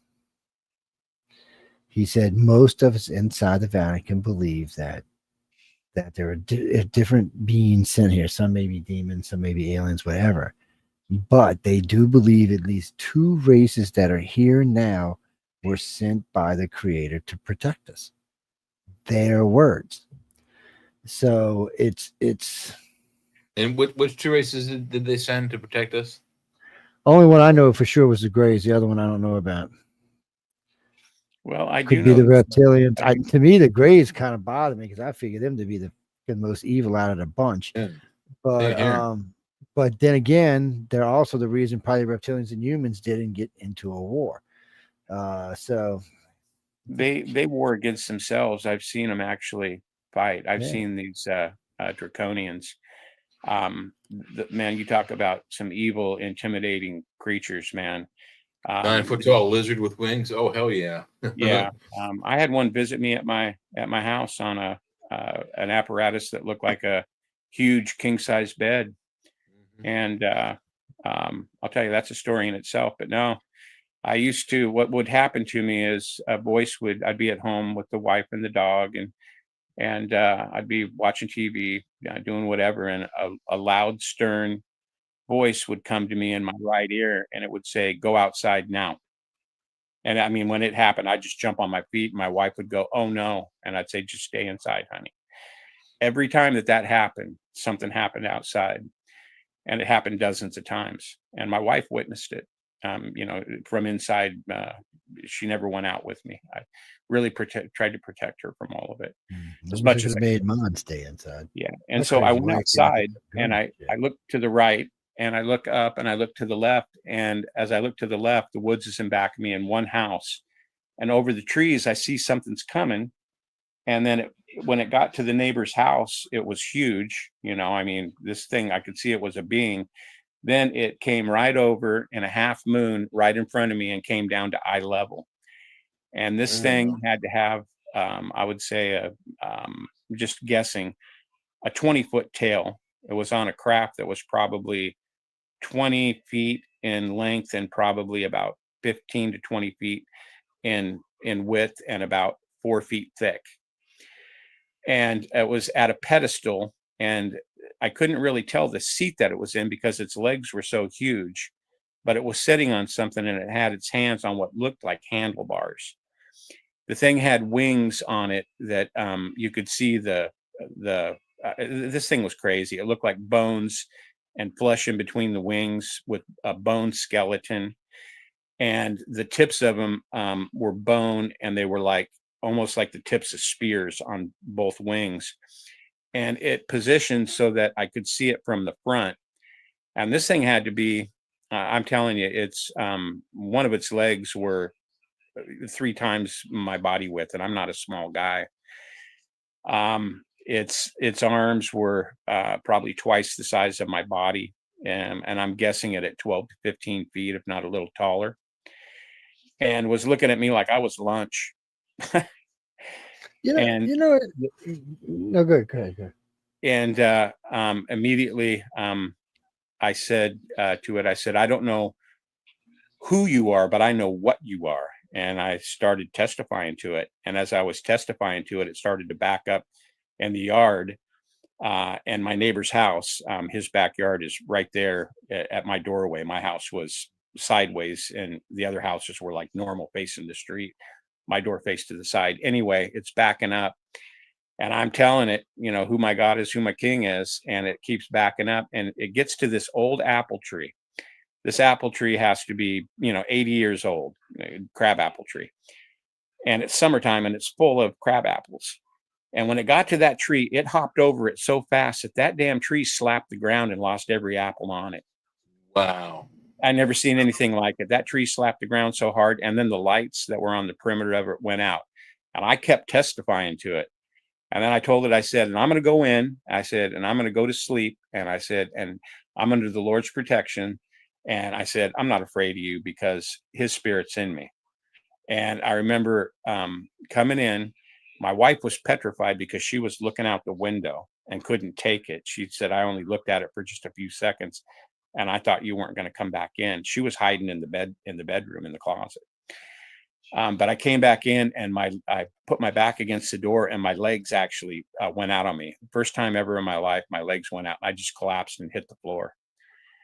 And she came out when she heard me hit the floor, and she came out and basically helped me up on my feet. And I get up and I'm looking out the peephole and I'm peeking out the curtain, and then I'm thinking, no, I got faith. I said, Lord, you protected me through all these things. I said, I'm gonna go in and I'm just gonna comfort my wife. And but that was just one thing. The reptilians is one of the God's creations too. So yeah, it's it's interesting because think of it this way. Like I said, we know we have the reptilian section in our brain. We know that most of the world before Christ worshiped reptilians, and they didn't seem to be scared of them or fear them for that matter. We also know in the Adam and Eve story, the serpent, which of course was a reptilian, is the one that gave us the gift of knowledge. So this is the hard part. So if you go through the stories, they want you to believe that, okay, some evil serpent, Satan supposedly, gave us this knowledge, but we became self-aware. So what they're telling you is being self-aware is a sin. That's exactly what you're saying. I understand what you're saying. I do.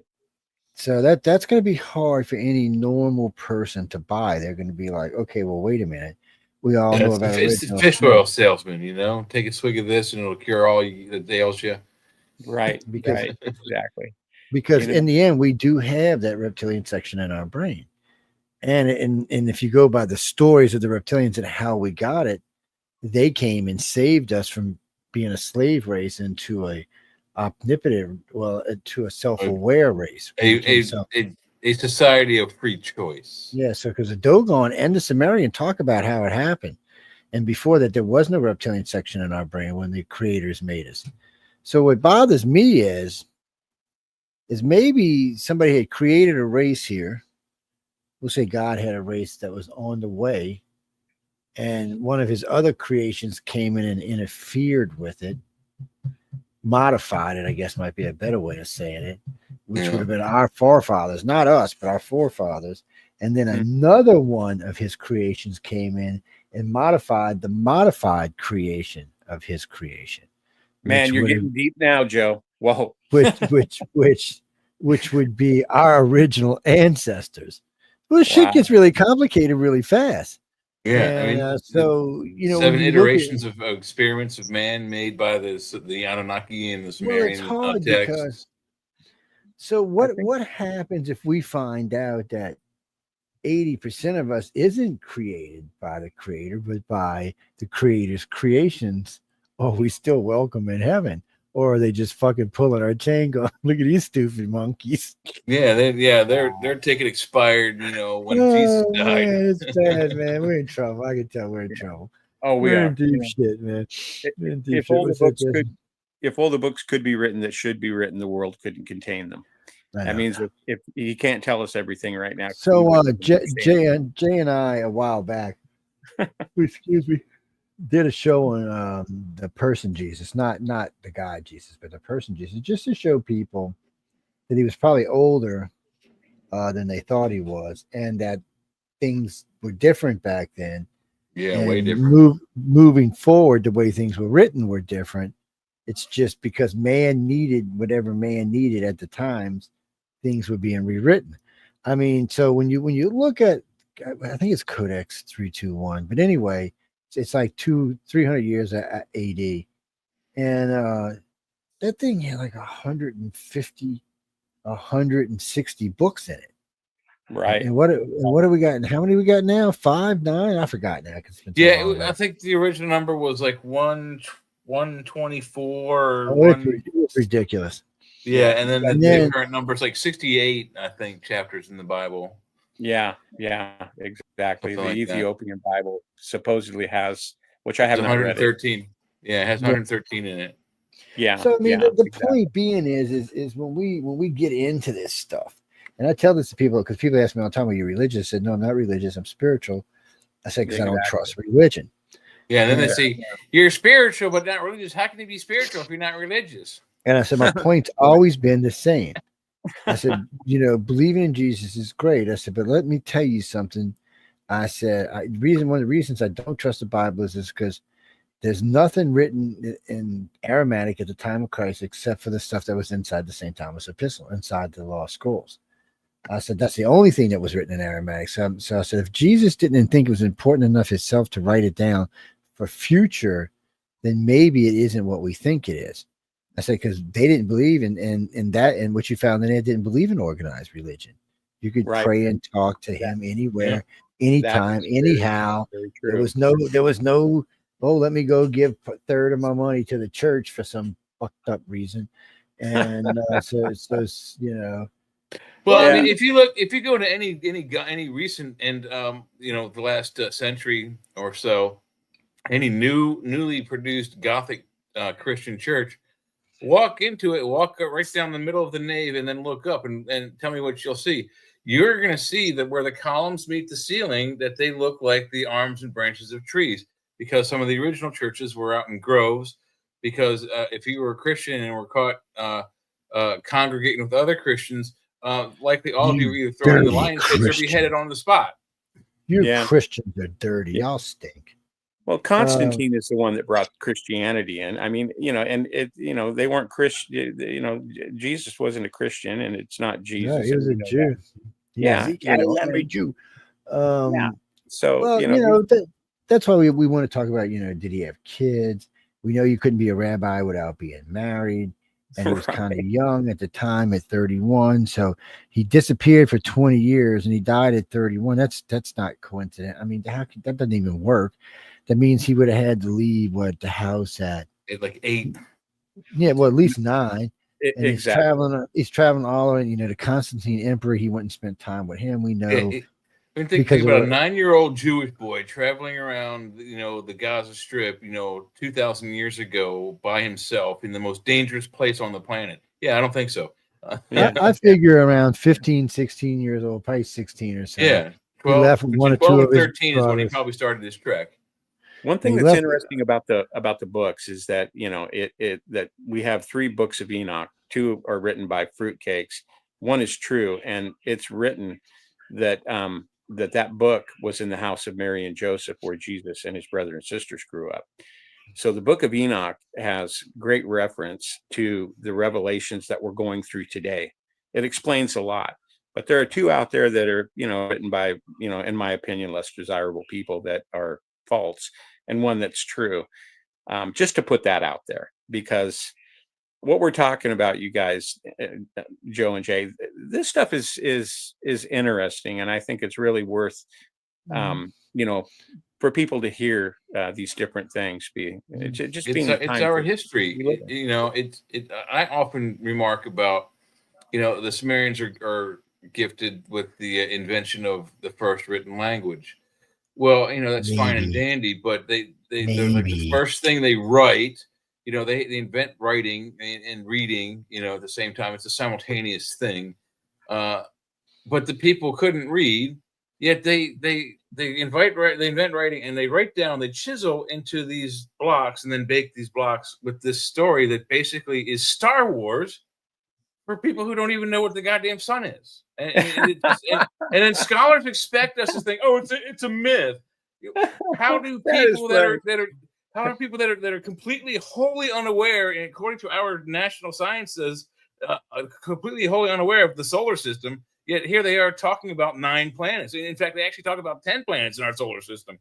So I understand why we can't believe their stories are anything but myth, but yet the Bible is all truth. It shocks me that where the information is gone, the story is all messed up.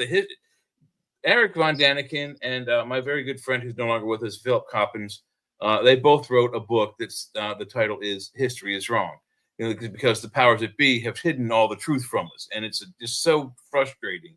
And I'm with you. I'm like, I want to get to the bottom of this. Whether I live or die, I want to get to the bottom and find out what all the answers are to these mysteries. And here's one for you. So there's on a couple of the surveys done over the last decade or so, people have asked or contact either the reptilian that takes them, who is your savior? And they said, well, he would be the same as your Jesus Christ. They didn't call him that, though. They had a different name for him. Yeah. He said he would be the same, which all that means to me is it's the same being, just with the doing same story. Well, it's the same being. I mean, he's, he was under this name, that name, he was under this. And yeah. Well, I mean, it just makes it even more. It makes it more complicated, is what it does. It does. And now they think we live inside of a fucking black hole. I mean, give me a break here, man. Well, but they're tracking all of the gods in this way. I mean, they're saying Zeus and Jupiter and they're all one dude. Thor and Apollo are all one dude. Well, I mean, the Greek and Roman. I mean, let's be honest. The Greek and Roman gods were the same blinking gods. Yeah, with a few name changes to protect the innocent, of course. Yeah, but what I'm saying is that that on the Anunnaki gods, all those weird reptilian type things from there's 2 different groups, but back then, but you get like Anu is Zeus and Jupiter, and and Leo can be Apollo. I don't know how they're following it, but there are people seriously doing research out there to try to connect all the dots and make sure that they got the story right, that all of these gods from different mythos are just stories of beings from the Anunnaki mythos. Right. We're I gonna think see we're what's gonna going find a on. lot of connections But there. see, now we find out that the Sumerians, unfortunately for them, lost their brain kiss first language or oldest civilization now, thanks to the new sunken cities we found. So the two off the And coast of Cuba, or in the two coasts, India have writings, which means somebody 15,000 years ago was writing, which yes. is long, far beyond anything. It's just strange. Well, they also found a new tepe in Turkey, and it's initial. I mean, they just found it, and they're guesstimating right now at the very earliest 20,500 years ago. Yeah. Oh, and then they found that new million-year-old skull that's going to Yes. change where we came from. So I don't know. It's fun. Jesse, so I always say this, and I always tell people the same things. Whatever makes you feel as snug as a bug on a rug. So currently, there are three ways we came to be on this planet. Okay. There is panspermia, which is the building blocks of life being brought here and deposited. Now, you could also say that was God sent. So it depends how you want to view that. Well, okay, so panspermia is No, neutral. let me finish. Don't be interrupting now. Okay. Anyway, getting back to panspermia. So panspermia can be both as just natural thing, or if you would really like to say, you could say, well, God put those molecules in, they're on the divine. Oh yeah, just going to clarify that if it's a being doing it, then they call it directed panspermia.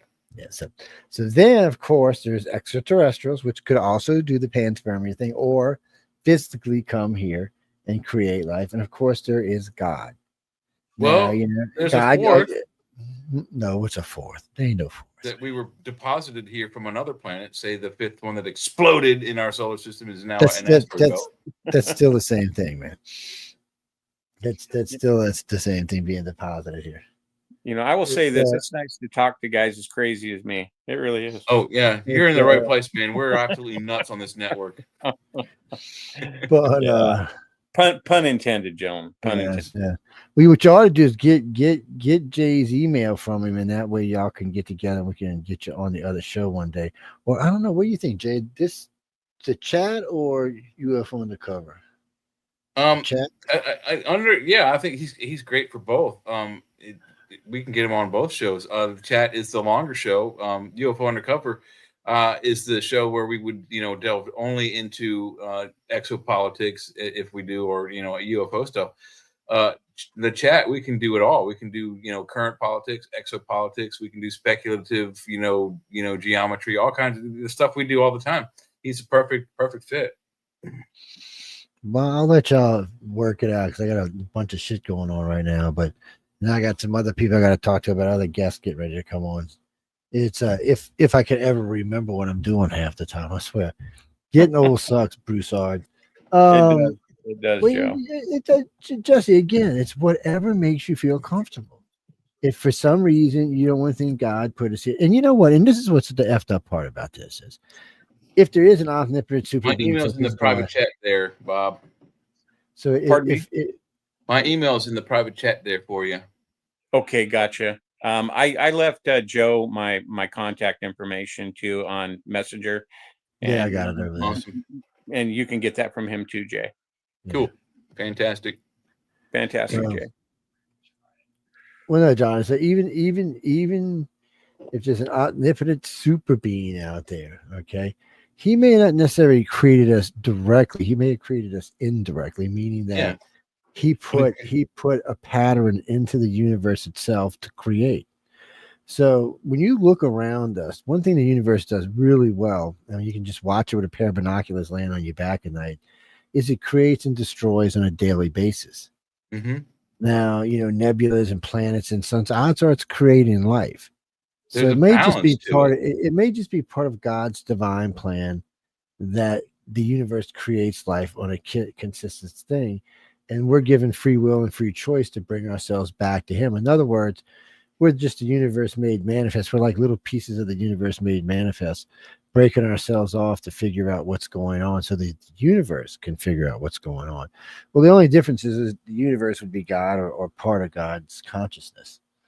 Yes. What's fast? Anything that can connect to everything here. Because, let's not forget, everything in the known universe is connected. It's all made from star stuff, or in this case, whatever the Big Bang original Whatever the Big Bang, blast whatever the was. chemicals were that were all of that. Yeah. Oh yeah, you take the remains of someone who's been cremated, and you put those under a microscope, and my God, what you see is amazing.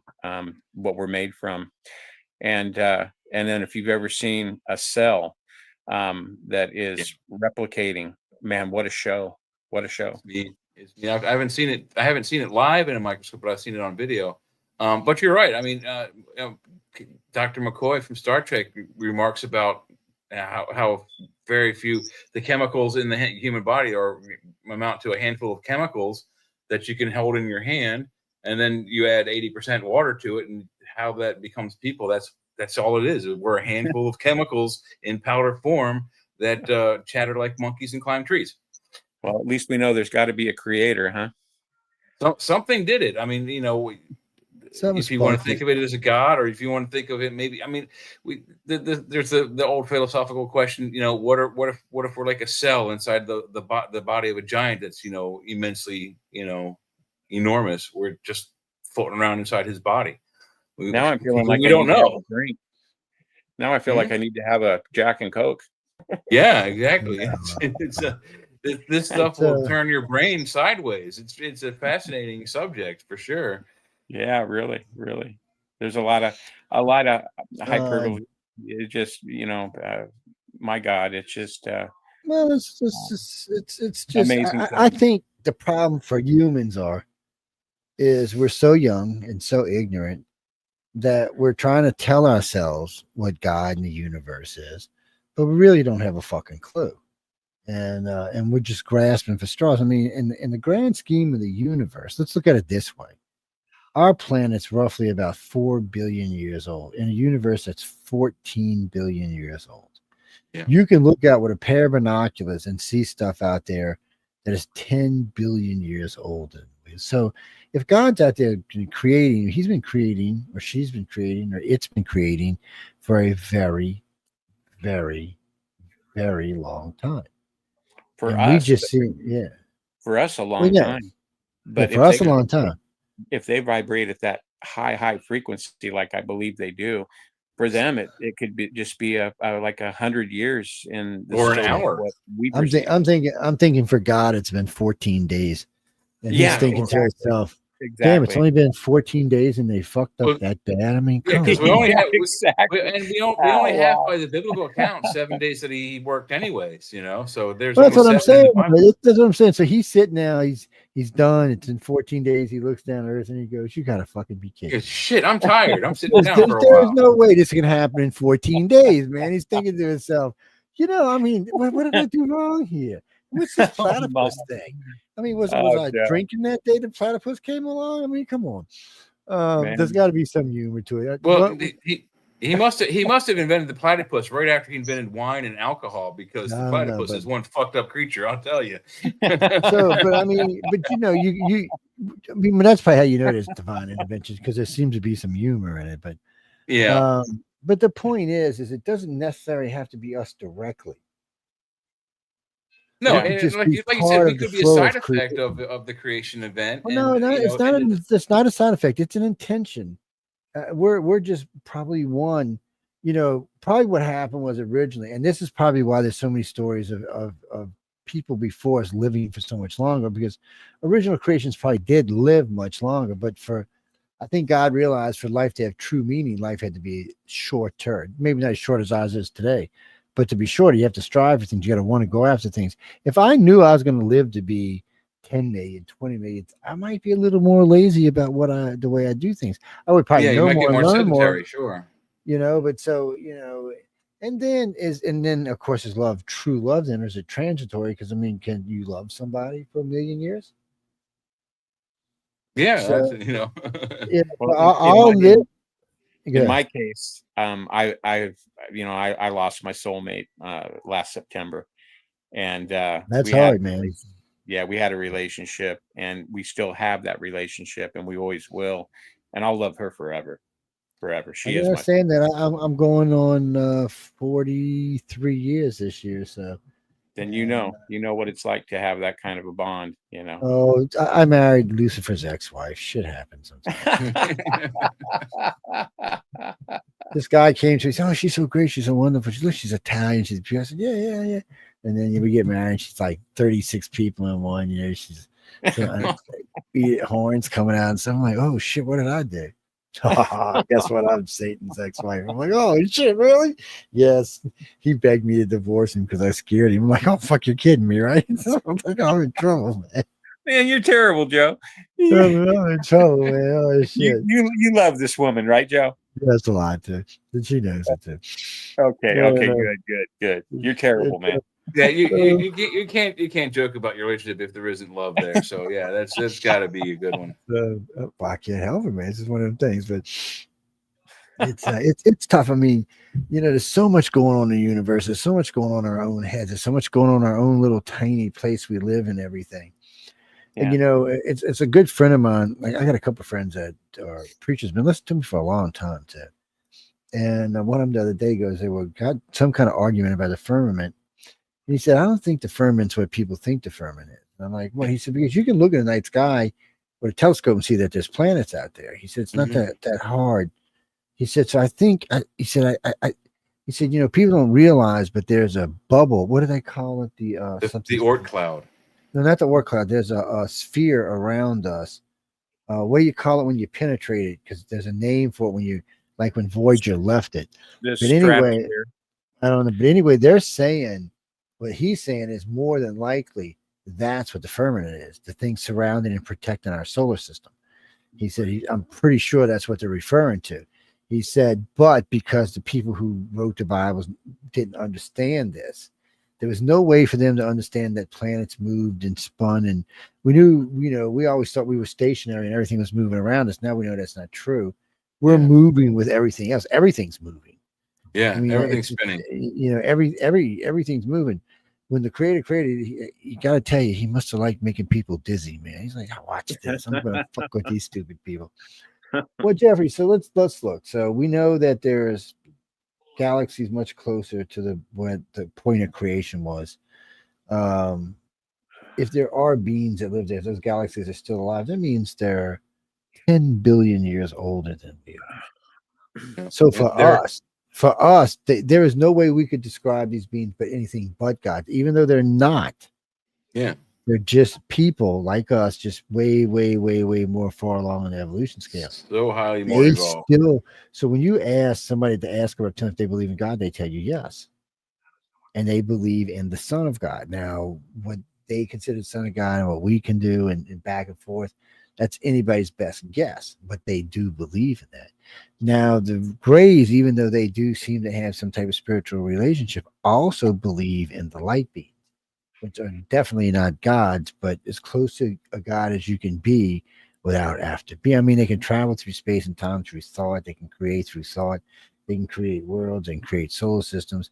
I mean, literally, they're the cube of the real thing. So in a way, I guess you could call them demigods.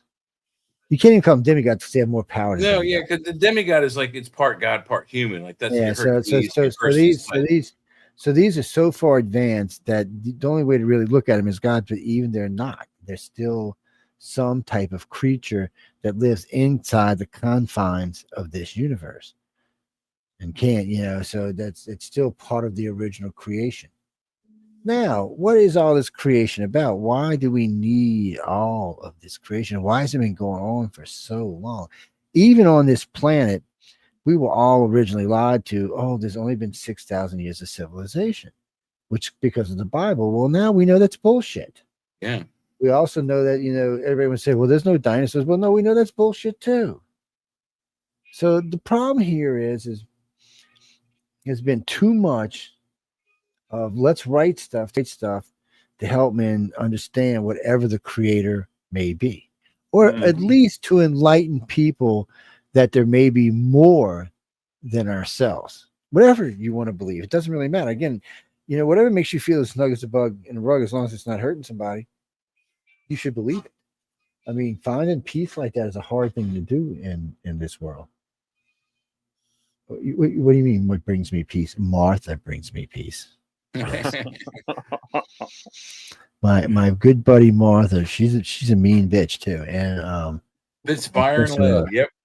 That's right. Currently, she's carrying 31 rounds of "Don't fuck with me," and so yes. Hey, look, she's very protective of her daddy. Yes, she is. What can I tell you?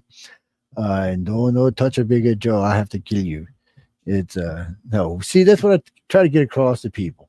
Guns don't kill people. Stupid people kill people. Yeah, and stupid people attacking people with guns get killed. That's so not what happens. I was listening to how Kateem Jeffries writes this big thing the other day about guns. So I wrote and I said, did you not just see what happened in England today? And I get a response back, and I said, here, let me send it to you. And I said, the guy got in his car, mowed down some people, got out, stabbed some more people. I said, you don't have to have a gun to kill people, dude. No. And I said, and then said, if you take guns away, they're going to find ways to kill people, which are going to probably kill a lot more people than what if just a gun would have. Yeah, I mean, cars alone kill how many people a year? I'm like, yeah. I'm like, you guys both have military backgrounds, don't you? I do, yes. I do not. My father was a contractor for the U.S. Navy. He did top secret work for the U.S. Navy. Jay worked for the extraterrestrials by being with or without. But when you have a military background, depending on how far you go, and Joe knows this, you know that. I mean, everything's a weapon. You know, you can kill a person with a toothpick. You know, so you know to. And you know we're should you know there was a course on how to kill somebody with a P90, which is a can opener. Yeah. Well, I can kill somebody with my thumb, Joe. I can kill them with a pin. You know, I mean, I'm not worried. There's always weapons out there, but it's funny that you name the names that you have, because I got 3 good friends, and they're Don't and Touch and me. Yeah. And you know, I'm just saying that I understand where you're coming from there. I really do. And yeah. I mean, I'm fortunate. I live in a decent place. You know, it's fairly safe. I'm not gonna ever say anything's 100% safe because I live close to a main highway, but still, it's a very nice place to live. It's very beautiful. People are pretty laid back. Right now, we got Cruising the Coast going on. Bunch of oldie goldies with redone hot rods and stuff riding up and down for the next 2 weeks. It's nice. The weather's nice. You know, it's a shame because people, we don't have to have the end of the world.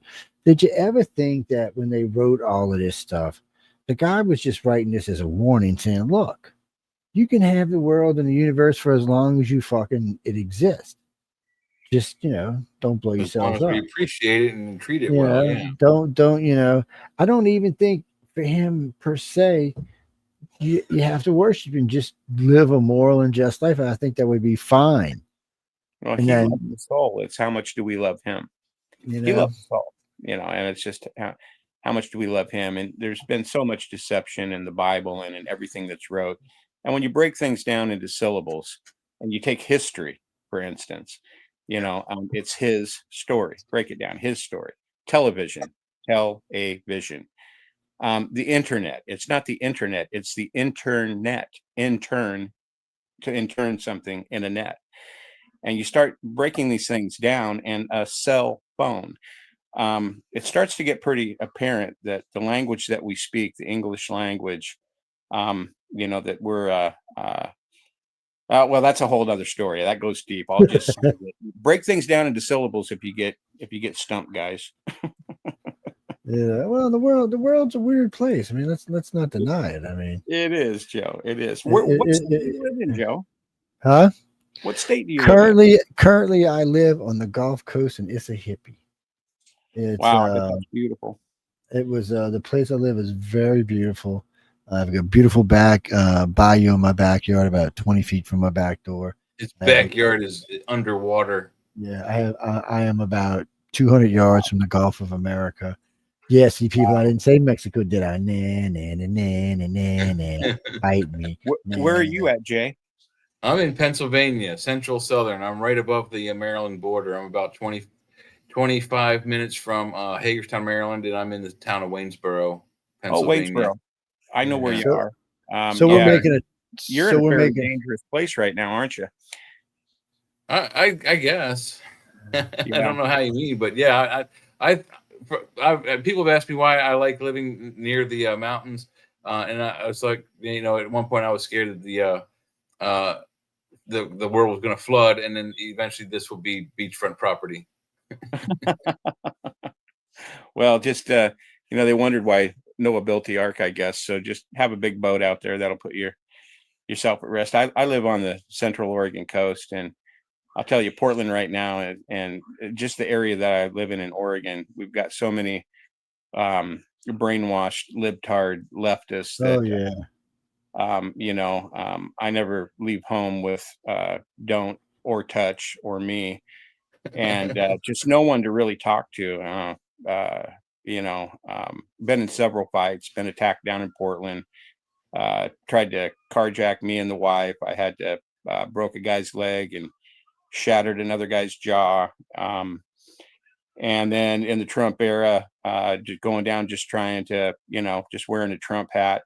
Don't know how many fights I got into.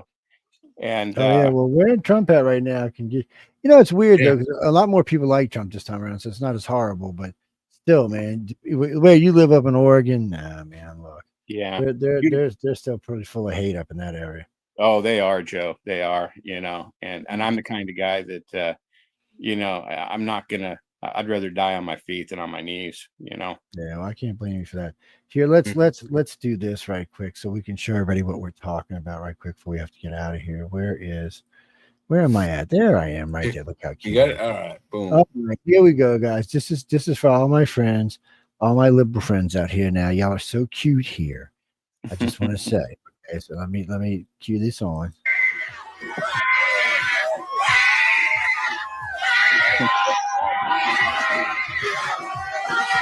I don't know exactly what the fuck's going on here, but oh my God. Good Lord. What the hell is wrong with that woman? I think they filmed that in my apartment complex. Let's see. Jesus. We are a peaceful and welcoming community of liberals. Yeah, sure. Let's see again.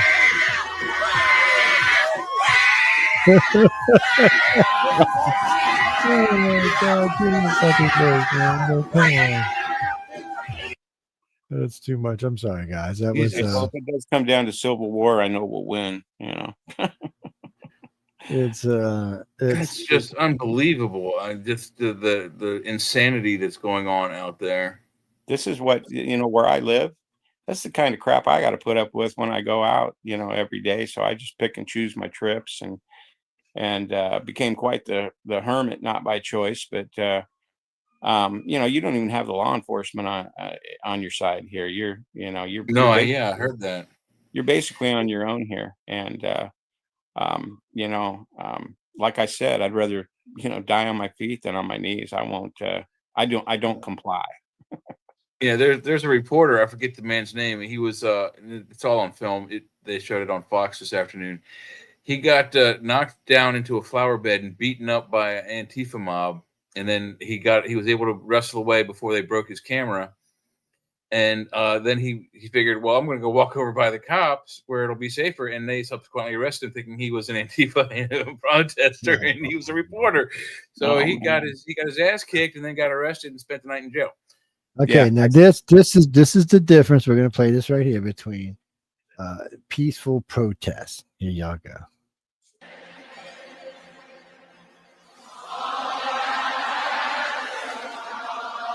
The top one is for Charlie Kirk.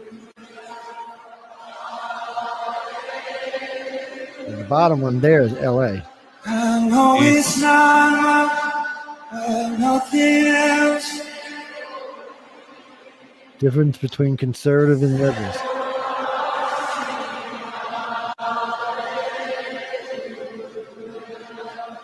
Perfect time to go looting. One more time. So I'll throw my head, praise you again. All that I have is Beating up cripples in the bottom. And I know it. So, I mean, it shows you right there the difference. There's several of these videos that we've got where, I mean, really and truly, the difference between a conservative and a liberal is like night and day. I mean, it's truly It's truly it's like atrocious, is what it is. I mean, it's worse than high school. Yeah. Oh wait, we got to play this one. Let me go find it. Let me go find this one right quick. Let's move this one. Exile that one. Hold on. Clickety clackety. The internet is such a wonderful tool. It's an eye opener. Yeah. All right, what's going on with this? It's okay. There we go. I had to stop it. All right, let me go back to where I was. Sorry about that, guys. Okay, I love this. This is just so ignorant. It's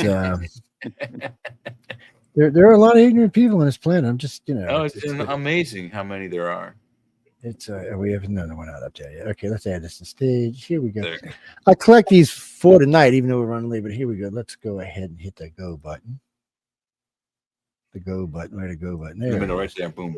Anti-gay people. الحكم للي بده يمشي في هاي الطريق ويمشي في هاي الطريق يطبق حكم الإسلام عليه للفاعل والمفعول به. That's going to start over because you got to see the. In your opinion, what is worse, a child who is gay or a child who's a drug addict? What is worse, a child who's gay or a child who's a thief? What about a murderer? Okay, hold on, wait. There it goes. Here it starts. Now watch. He's a gay Palestinian. Are you queer? Yes. Would you go to Israel? I would go to Palestine. Even though, wait, but if you went to Palestine, you'd be thrown off of a building for being gay. You love Palestine? Yeah, why not? Even though you wouldn't be allowed to be yourself there? I feel like they're not supposed to judge, even if they have a set mindset. It is actually very haram in the Muslim culture for them to judge. Wait, how can you be so stupid?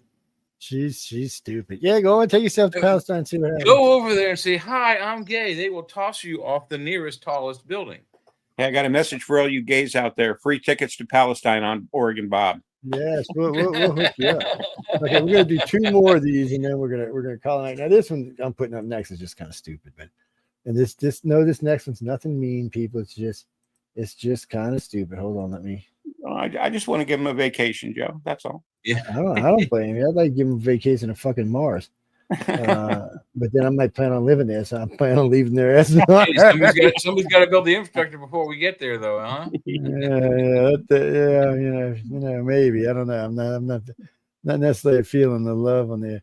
Oh no, John, I'm getting ready to post one up right now. It won't let me restart, so I gotta wait till it finishes before I post it. But ouch, that looked like that hurts.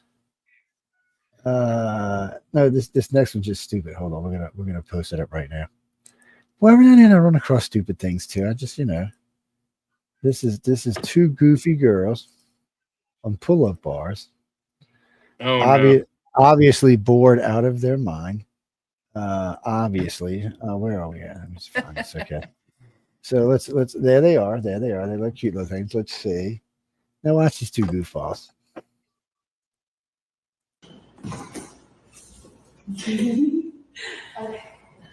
Nothing dirty, people.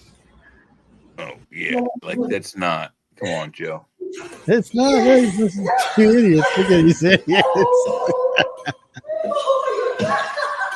I mean, what the fuck makes you do this kind of shit? What is the fun of spinning around by the I don't know. It's fucking stupid though. That's what I'm saying. It was just something that was stupid. You're kind of like, really? Man, that was a Chick-fil-A sandwich, Joe. Yeah, that was some kind that's of one sandwich. chick going to the other chick. It's like, hey, let's go get on this bar and spin around by our vaginas. What the hell does that do? I mean, I don't understand that at all. It's a vagina sandwich. It's like living in Virginia, Canada. But anyway, let me put this last. It was a double-decker panini, is what that was. The bad part is I got enough of these for like 2 hours, but we're gonna do this last one, and this one's a little more serious, people. So just take it for what it is. This is about Uncle Trumpy, and what's that, Jeffrey? No, it's just wait and see what the damn link is. How's that? It's on Facebook. All these links can be found on my Facebook page. The Orange Dawn. We haven't heard that term in a while. since he's been president. They haven't called him the Orange Don in a while. Let's okay, here we That's go. funny, Jay. Let's there it is right there. Okay, let's turn it off. What do you think? Yeah, what are we seeing? You know, Donald Trump being underwater, Democrats saying, oh, this guarantees us we're going to fly high in the midterms. Let me tell you, this guarantees you nothing, because at this particular point, the Democrats are the New Orleans Saints of political parties. What are we talking about? Trust the Dems or GOP more on the economy? Who leads on the economy? Republicans by 7. Immigration, Republicans by 13. How about crime? A big issue for Donald Trump and the Republicans. Look at that, lead by 22 points. So the bottom line is this: at this particular point, the ball may be on the ground, but the Democrats have not picked up the ball and running with it. If anything, at this particular point, it's the Republicans who are running with the ball on the top issues: the economy, immigration, and crime. Give some context on this. Compare this when Republicans last took the House. Yeah, let's compare it back to 2022. I think this kind of gives away the game right here. Okay, the GOP is more trusted than the Dems on the economy. It was 12 points in 2022. Slight decline in that lead, but still 7 points. How about immigration? It was Republicans by 3 back in 2022. Look at this. The Republican lead's actually gone up by 10 points. What are you doing, Democrats? My goodness gracious. And on crime, the Republicans were up by 13, and now they're up by 22. The lead again expanding by nearly double digits. So whatever Democrats are doing, it ain't working, Kate. It ain't working. Republicans have the lead on all 3 issues. What's the reason that you are finding so far that's driving this? Yeah, I mean, look, it's all about the center of the electorate, right? You win with independents, you win overall. And what do we see right here among independents? Republicans still have a point lead on the economy. They got a 10-point lead on immigration. They got a 21-point lead on crime. The bottom line is, when you look at these numbers, Democrats should call their offices, because at this particular point, even if Republicans, or even if the public doesn't like what Donald Trump is doing, they ain't necessarily liking what Democrats are doing. And it ain't just a referendum on one party. You actually have to go out and beat that party. At this particular point, Democrats are not able to beat Republicans. They still and again, this isn't as Donald Trump came into office. These are numbers from this month. These are numbers from September of 2020. Wow. 22 point increase across the board, though, for crime. That's amazing. Oh, then we got this one with Jasmine Crockett saying that crime isn't really criminal. Yes, that's what she's saying. Crime is Did not she go to really law school? criminal. I'll bet. And I was kind of like, okay. What is this one? Oh, wait, is this what I think it is? We might. They spelled Santa wrong. Oh, that's just wrong to spell Santa wrong, man. I mean, come on. Oh, that's not the one we were looking for. Oh, no, this one. Well, maybe we'll play this. No, we'll say this one. So this is. Damn it. Now I'm going to. All right, where are we? Let's get rid of this.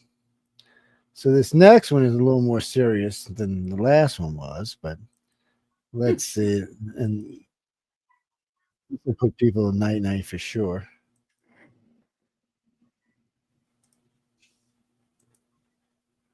All right, where'd the button go? There it is. Denver shooter was trans. The Aberdeen shooter was trans. The Nashville shooter was trans. The Philadelphia shooter was trans. The Iowa shooter was gender fluid. The Colorado STEM school shooter was trans. I mean, this is not unique. And we need to be praying for a culture that endorses mental illness and celebrates it. Those are very, very fair words.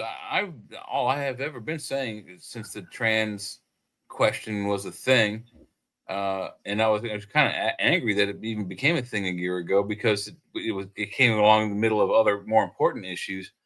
But it's mental health. I mean, I just don't understand that. I mean, there's a story about a family whose 8-year-old son, they're in the process of transitioning him.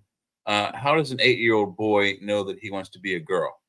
And they're pumping this child full of fluids that, when this child is 18, 19, 21, and wants to transition back, well, I'm sorry, buddy, but your original genitals are destroyed. Yeah, exactly. Real sad. It's disgusting. I mean, it's a mental health issue, and these people do have some serious issues. We actually worked with a trans individual at my job, very smart young kid, a boy transitioned to girl. But it's a mental issue. We're enabling people to have a sexual fantasy in public. We are that. Wait, here, let's see what is this one? I forgot what this was now. Raise your hand if your government plan would provide coverage for undocumented immigrants. Yeah. For everybody? All Democrats. Everybody, huh? Every one of them is a Democrat. And now they're saying, no, we don't want that. Well, what the fuck is this? The same bill they're trying to push through right now with the shutdown bill. They're trying to push that same agenda. What is it? 1.25 trillion or $1 billion? They're trying to get. I think it's $1 trillion. $1.25 trillion they want to give to people who came here illegally. My tax money? Sorry, buddy. Fuck you. Yeah. You know? To the veterans that are homeless. You are not talking for me if you're a Democrat saying that kind of bullshit. Yeah, exactly. I agree. And we don't play that. They say that. They love America. We know it ain't that. The devil is a Democrat. And we ain't with it. We ain't switching. Y'all are tripping. I guess God just spells us different. The devil is a Democrat. Is that what that said? Yeah.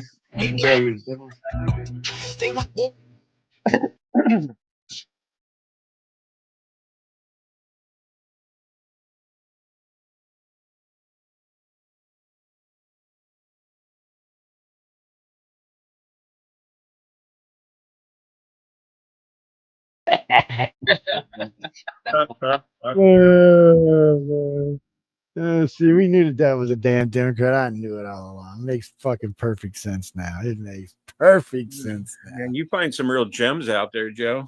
That's well, it's people like to see crazy. Come prepared sometimes. Some of this stuff we'll use tomorrow night on the chat, but it's interesting. There's just so much craziness out there, and when sometimes. Oh wait, what is this? So sometimes we'll watch. Oh wait, hold on. Oh wait. Now she's saying this. Hold on. So our politicians have gotten to the point that stupid doesn't even cover what they are anymore. I mean, really. They're put in a position where they feel like they either need to shoplift some bread or go hungry that night. And so they go out and they need to feed their child and they don't have money. So you maybe have to, they're put in a position where they feel like they either need to shoplift some bread or go hungry that night. And so they go out and they need to feed their child and they don't have money. So you maybe. I mean, I don't even know what to think about some of these people sometimes. I'm like, you got to be stupid. Oh, wait, what's this? Scott Jennings. I think the Democrats are hemorrhaging voters because they've chosen all the wrong constituencies. They seem to care more about illegal aliens than American citizens, violent criminals than law-abiding citizens, and the Palestinian flag more than the American flag. That is not true, and that is. And when you take those positions on things like that, people tend to run to the other party. I think the Democrats are hemorrhaging voters because they've chosen all the wrong constituencies. They seem to care more about illegal aliens than American citizens, violent criminals than law-abiding citizens, and the Palestinian flag more than the American flag. That is not true, and that is. And when you take those positions on things like that, people tend to run to the other party. I think the Democrats are hemorrhaging voters because they. I say what the fuck I want to say. Wait, I mean, what is the deficit now between them? It's like a 6 million guys. gap So now. you and I both know, first of all, that a lot of you have stopped pursuing women because they're not worthy of pursuit, right? Okay, because their ego is inflated, because there's outright misandry going on, because they treat you like garbage, because they're trying to. I'm sure that's true, but we're not going to go there. Wait, who's this? New York Times poll just came out saying overwhelmingly Americans say Democrats should not shut down the government. That's 65%. The House Republicans passed the budget. It's the first time in a long time that they're actually blaming the Democrats for the shutdown. You know how not the bad you Republicans, have to be as because they're trying to give money to benefit illegal for aliens. Democrats to get. Wow, yeah, I'm with you, chick. Oh wait, what is this chick? Oh wait, we gotta hear this. Oh God, this has got to be scary. I'm sorry. I had to stop my car because I'm having a panic attack. Well, thank God you started. You should to be record. driving and What filming could be going on in your life? Shit. Are you okay? Let us know. Donald Trump, in his speech just declared war on America. You had me in the first half, lady. I really believed you, damn it. This is just another case of TDS. First of all, if you had a damn panic attack, why did you have enough time to record the shit? And matter of fact, since I'm asking questions, how many times did you restart? Because you're up there in age now, and I know damn well you ain't working the phone like me. And I mess up with my cuts. I got to go back and delete some shit sometimes. So I know you fucked up. Crazy ass lady. Donald Trump didn't start no war on America. Y'all just hate this man so bad that you're willing to say any damn thing at this point. He's still your president. You might as well just suck it up. What is happening? That's what's happening, apparently, man. God bless. Oh, wait, I was surprised at how lopsided. I love this. Oh, this guy's an asshole. He puts the View on notice here, man. He's just I keep forgetting I already got him up there, damn it. Come on, where's that? There. Oh, wait, that ain't it. Code. Yeah, there we go. Thank you, thing. I was surprised at how lopsided it was. I was not surprised by the outcome. I saw the outcome coming from a mile away. You have to take into account, listen, we respect our president, Joe Biden, but here's the reality. He got into office.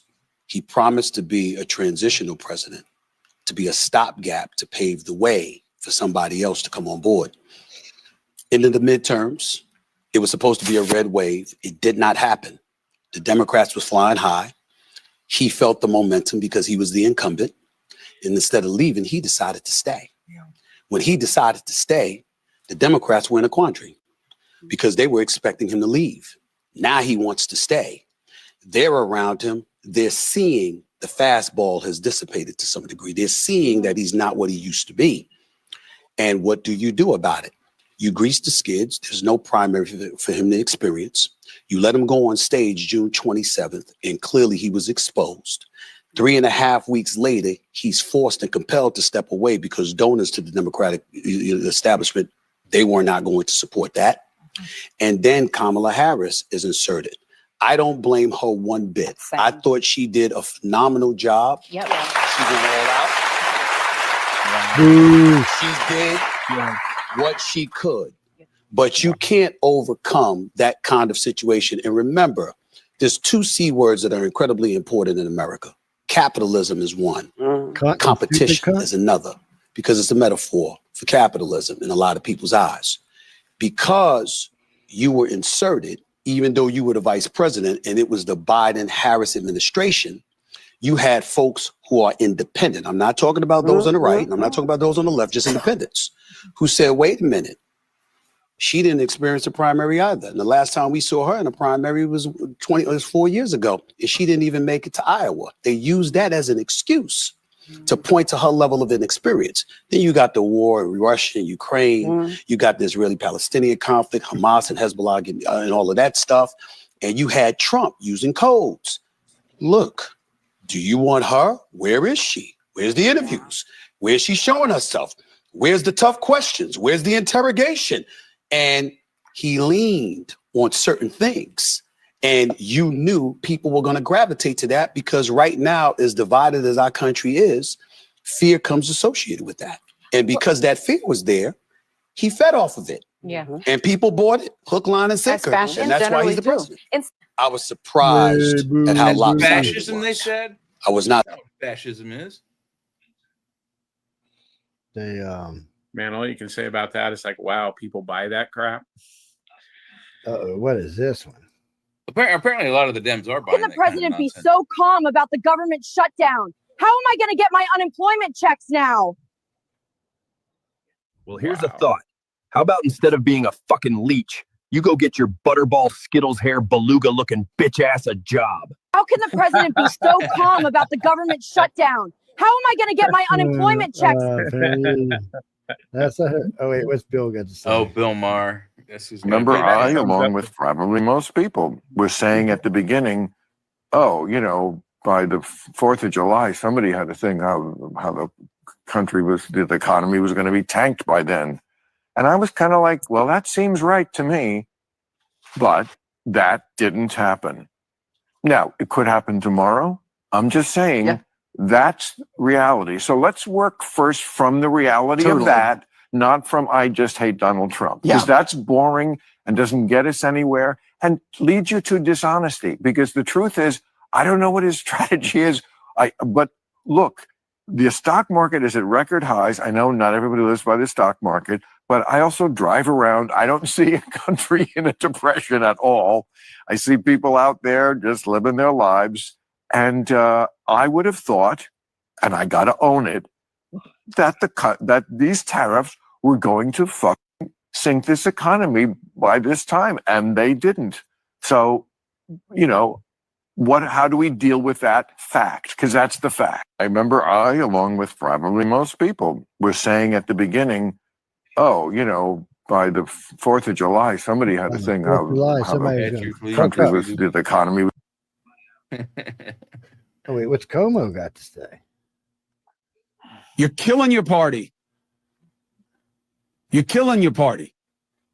And look, I hope it works out for you. I hope you guys splinter off and become, you know, whatever you really are, because you're not a capitalist and you're not a Democrat. Not an American. And, you know, you could say, well, what do you know? I was raised by a real one. I was raised by a real one. Go ahead and criticize Mario Cuomo. What's going to be your biggest insult? That he spawned me and Andrew? Is that going to be the best you have? Because you ain't shit compared to him.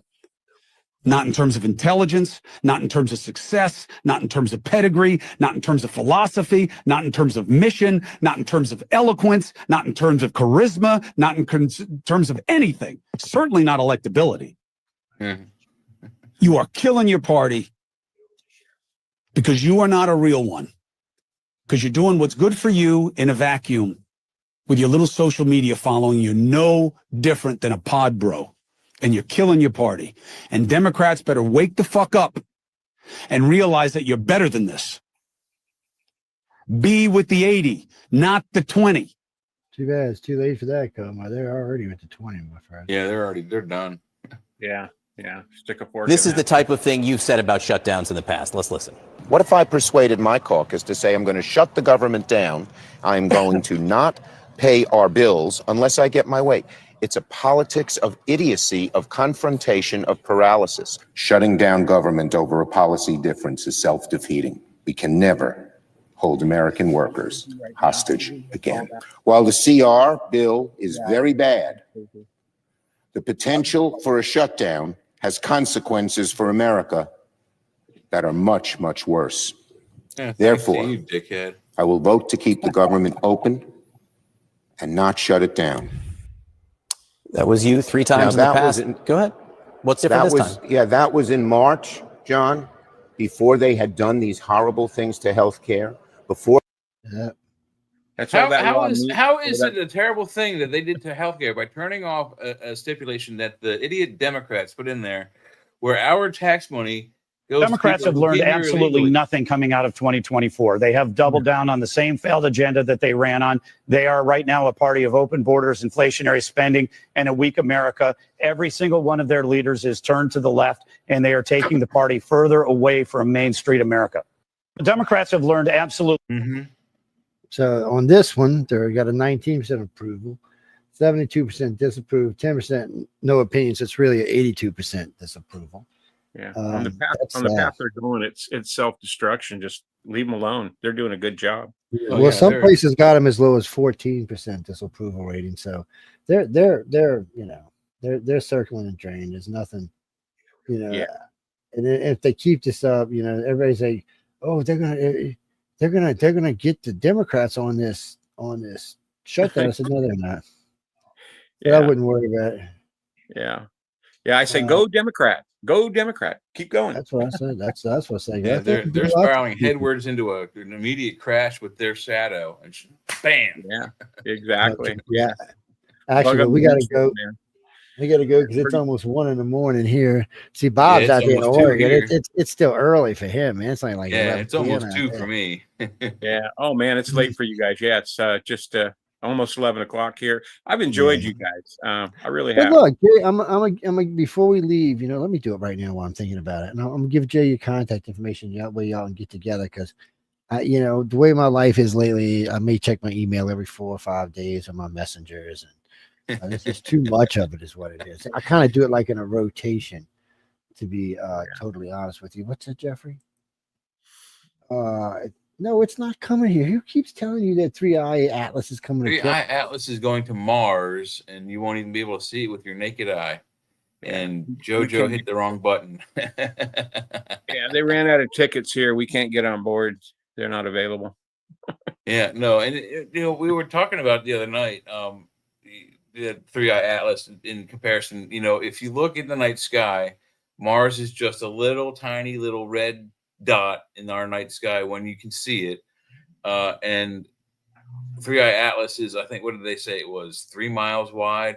So it's like the equivalent of a city block. How are you going to detect the equivalent of a city block on the face of Mars from here on the naked eye? You're not going to do it. So it won't even affect us in any way. Yeah, we're getting all right. Uncle Jay, it's in private chat, man. See it. Yeah. Jesse Lou, no, we're getting out of here. No, I messed up, hit the wrong button. That's why I disappeared. I meant to hit to go to Facebook, but I hit Facebook and then it opened up in this page. You always got to hit open on a different page. Now we're getting ready to go. I have 2 shows I have to do tomorrow, and my Arthur's Quill starts an hour early tomorrow. So don't forget, Jay. Whatchamacallit starts at 6 tomorrow instead 6 of o'clock. Yep. And 6 o'clock for me, right? 7 o'clock for you, right? 6 o'clock for me. 7 o'clock for you. Yeah, 7 o'clock for me. Okay, yeah. 7 o'clock for Jay. No, so we do the Arthur's Quill first, and then we do the chat. Yes. Well, the chat's just it's just what it is. It's the chat. It's like a fuck are you Asaholio show. Yes. it's a show that's for intelligent, insane people. Yes. that's you can ask whatever you want. We don't care. We've talked about we don't talk about as much politics yet because we do a lot of politics on Friday nights like tonight, but we do talk about everything else there though. Mm-hmm. Yes. No, frequently we break into too. food porn and do an hour on food. Yeah, but we've talked about all kind of philosophy stuff over there, and yeah, cool. And Michael, food porn is not real porn. It's about food. There's no naked people inside the food or anything, or stuff being smeared around naked people. That's not what's going on. You have a dirty mind. Yes. Dirty mind. Go get some whipped cream and wash that thing out. Anyway, on that note, we got to go. Bob, thanks for stopping by, man. I know Joe gets you, and we'll get you back on. You can hang out with us on the chat. And usually we have some people come and go over there and harass us. Denise, no, we got to go. What do you mean you're an alien? What kind of alien? Like, are you like from Mexico or somewhere? Yeah. Proxima Centauri. Well, that still makes you an illegal alien. You're still here illegal. Now you have to turn yourself into the Fed. Tell them you're seeking asylum and that you're from Proxima Centauri and that you have your spaceship. You should just come park it in my yard, actually. Yeah. Yes, you can find me online. In fairness to all those illegals, if you go turn yourselves in, folks, you're going to get $1,000. You're going to go home with something, and you can come back in 6 months and come in illegally. But if you're deported, you're out of here for good. Bye-bye. Bye. Talk to the hand. Yeah. Yeah. Well, let me put it this way to y'all, people. And this will be a good party note for you. So y'all all remember was he Connecticut father? Is that what they call him? The Connecticut father? So this guy.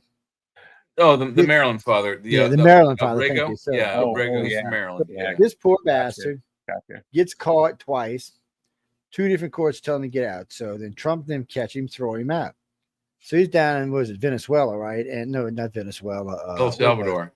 Salvador. Yeah. So they're going to release him now. He's down in El Salvador. They're going to release him in about 2 or 3 months, and he's going to get to go free in El Salvador. Oh, no. The Democrats lose their mind. Finally, they're getting back to the United States. Bring him back. To face what? Child trafficking, child endangerment laws, all kind of stuff. This dude's looking at like 50 years in prison, where he was looking at getting in no trouble at all down there. Yep.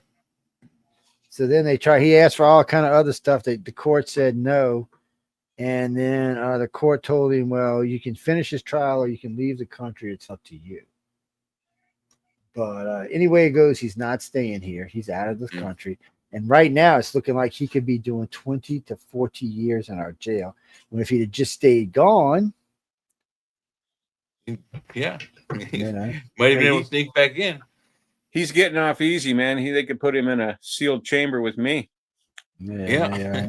He's So whatever happens to him. Well, the thing that really sucked about the whole case was, he's a violent criminal, number one, on top of everything. But everyone is like trying to rally behind this guy, and it's like, did you do any kind of research? I mean, why do you want someone here that came into the country incorrectly, illegally? Mm-hmm. That's not only a child molester and beats his wife, but it's a violent criminal. It's why do people rally behind someone like this? I don't get it. It's group or mob mentality type thinking. Yeah. No true research. And if they're brought up and that's what they believe in, well, you're on my hit list, and I hope you're in the crosshairs of ICE because, I can tell you guys are both fathers, right? I don't have any kids. No, Joe does. You don't have any kids. Yeah, I have kids. He's got just as bad. He's got a German Shepherd and cats. I've got a German Shepherd and 6 cats. Well, same thing, man. You got an animal that you love. You're not going to see somebody hurt that animal, and just like kids, it goes a lot deeper. So you guys are demons on. Yeah, you guys are just scum, man, scum. God looked down and said, "Joe, you look bored. I'm gonna send you some demons, man." I'm like, "Wait, what?" He said, "Yeah, you can handle them." Yeah, sure. Exactly, Joe. Teenage children. Well, no, Jesse, my kid's grown now. He's grown. Yeah. He's And another funny thing about the Obrego thing is, they had the final evacuation order for him, and people were saying he hasn't had due process. He hasn't had due process. How the fuck do you think they got the final extrication order for him? He went through the due process system twice, and his due process was get the fuck out. And people are trying to counteract that. There's due process has already been done. Get the fuck out, ICE is not going. They're not just walking down the street going, "Oh look, grab him. He might be illegal." No, they have a list and a picture, and they're like, "This guy was last seen over there. Let's go over there." They go over there. God damn, there he is. Get him. The due process is already going on. They're not walking around with random. Every time I see an ICE guy now, I start speaking Spanish. That way, if they arrest me, I can get some free money out of it. But the fact is that they're going after direct targets. They have a packet of dudes that when they're walking to a building, they have pictures of people who were last seen or they know are in that building. They're not just randomly picking and choosing who they're arresting. So I think it's funny that the people keep crying about their due process isn't being, taken care of. Well, first of all, they're illegal aliens. They don't get due process, so fuck them. And number two, they have to have had some kind of due process because otherwise, our guys don't know who they are. Right, and being illegal like that, they have no rights. They have zero rights, no rights in this country, being illegal. And my thought of due process is old school. And my thought process is, basically an eye for an eye, a tooth for a tooth. And that's the way I was raised. I was spanked on the ass when I got out of line. Some of my friends got 2x4s on the ass. Some of my friends got the shit slapped out of them. But we had discipline. We grew up with respect. We grew up with respecting property. We were hard workers, God-fearing or not. And it was a lot better then. Then they come up with these things, don't spank the child. Don't say no to the child.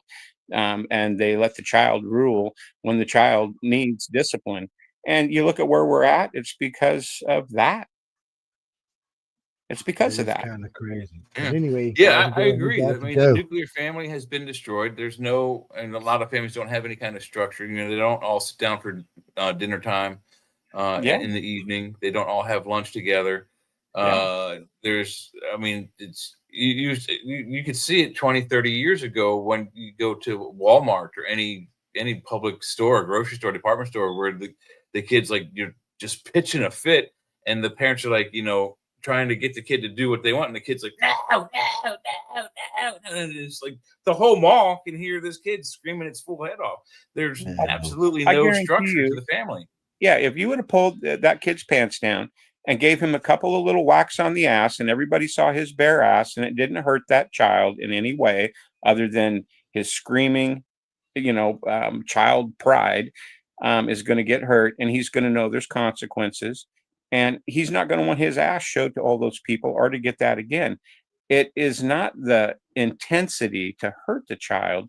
It is that there are consequences and discipline. Without that, we have what we have in the streets right now.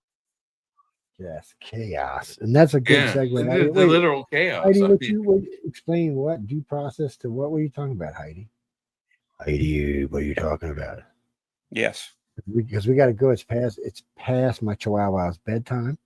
Yeah. Okay. They keep staring at me now, like, Daddy, what are you doing? It's past bedtime. Their eyes are getting buggier looking. No, you guys, be sure to come by and check out the author's quill tomorrow in the chat.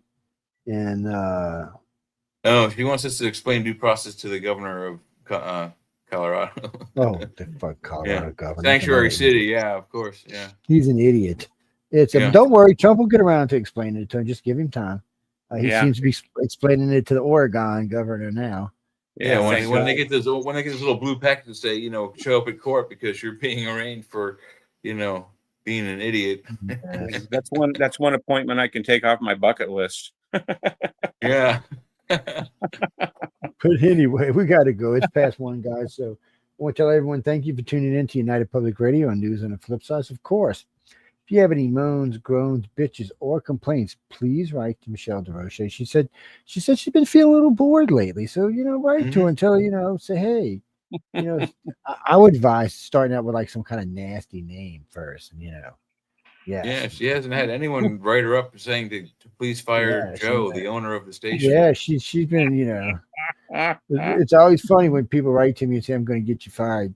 I recorded everything, and I love it because they said, well, I recorded everything you said. I said, so it's already on the archive. Go get it. Yeah, we're recording it on YouTube right now. What are you going to do with it? They're like, no, you edit this. We don't edit shit. It's up there. Go listen for yourself. I said, just tell her this archive here. Hey man, it was a real pleasure with you guys. Jay, it was really nice meeting you. Yeah, Bob, was awesome having you on. Jay will get you and set up, and we'll get to chatting some more. But again, one more time, ladies and gentlemen, I want to thank everyone for tuning in to United Public Radio and News on the Flip Side. On that note, hope everyone has a great Saturday today, or if you're out in Australia, a great Sunday. And I'll see you in about 12 hours. Good night, everybody. Good night.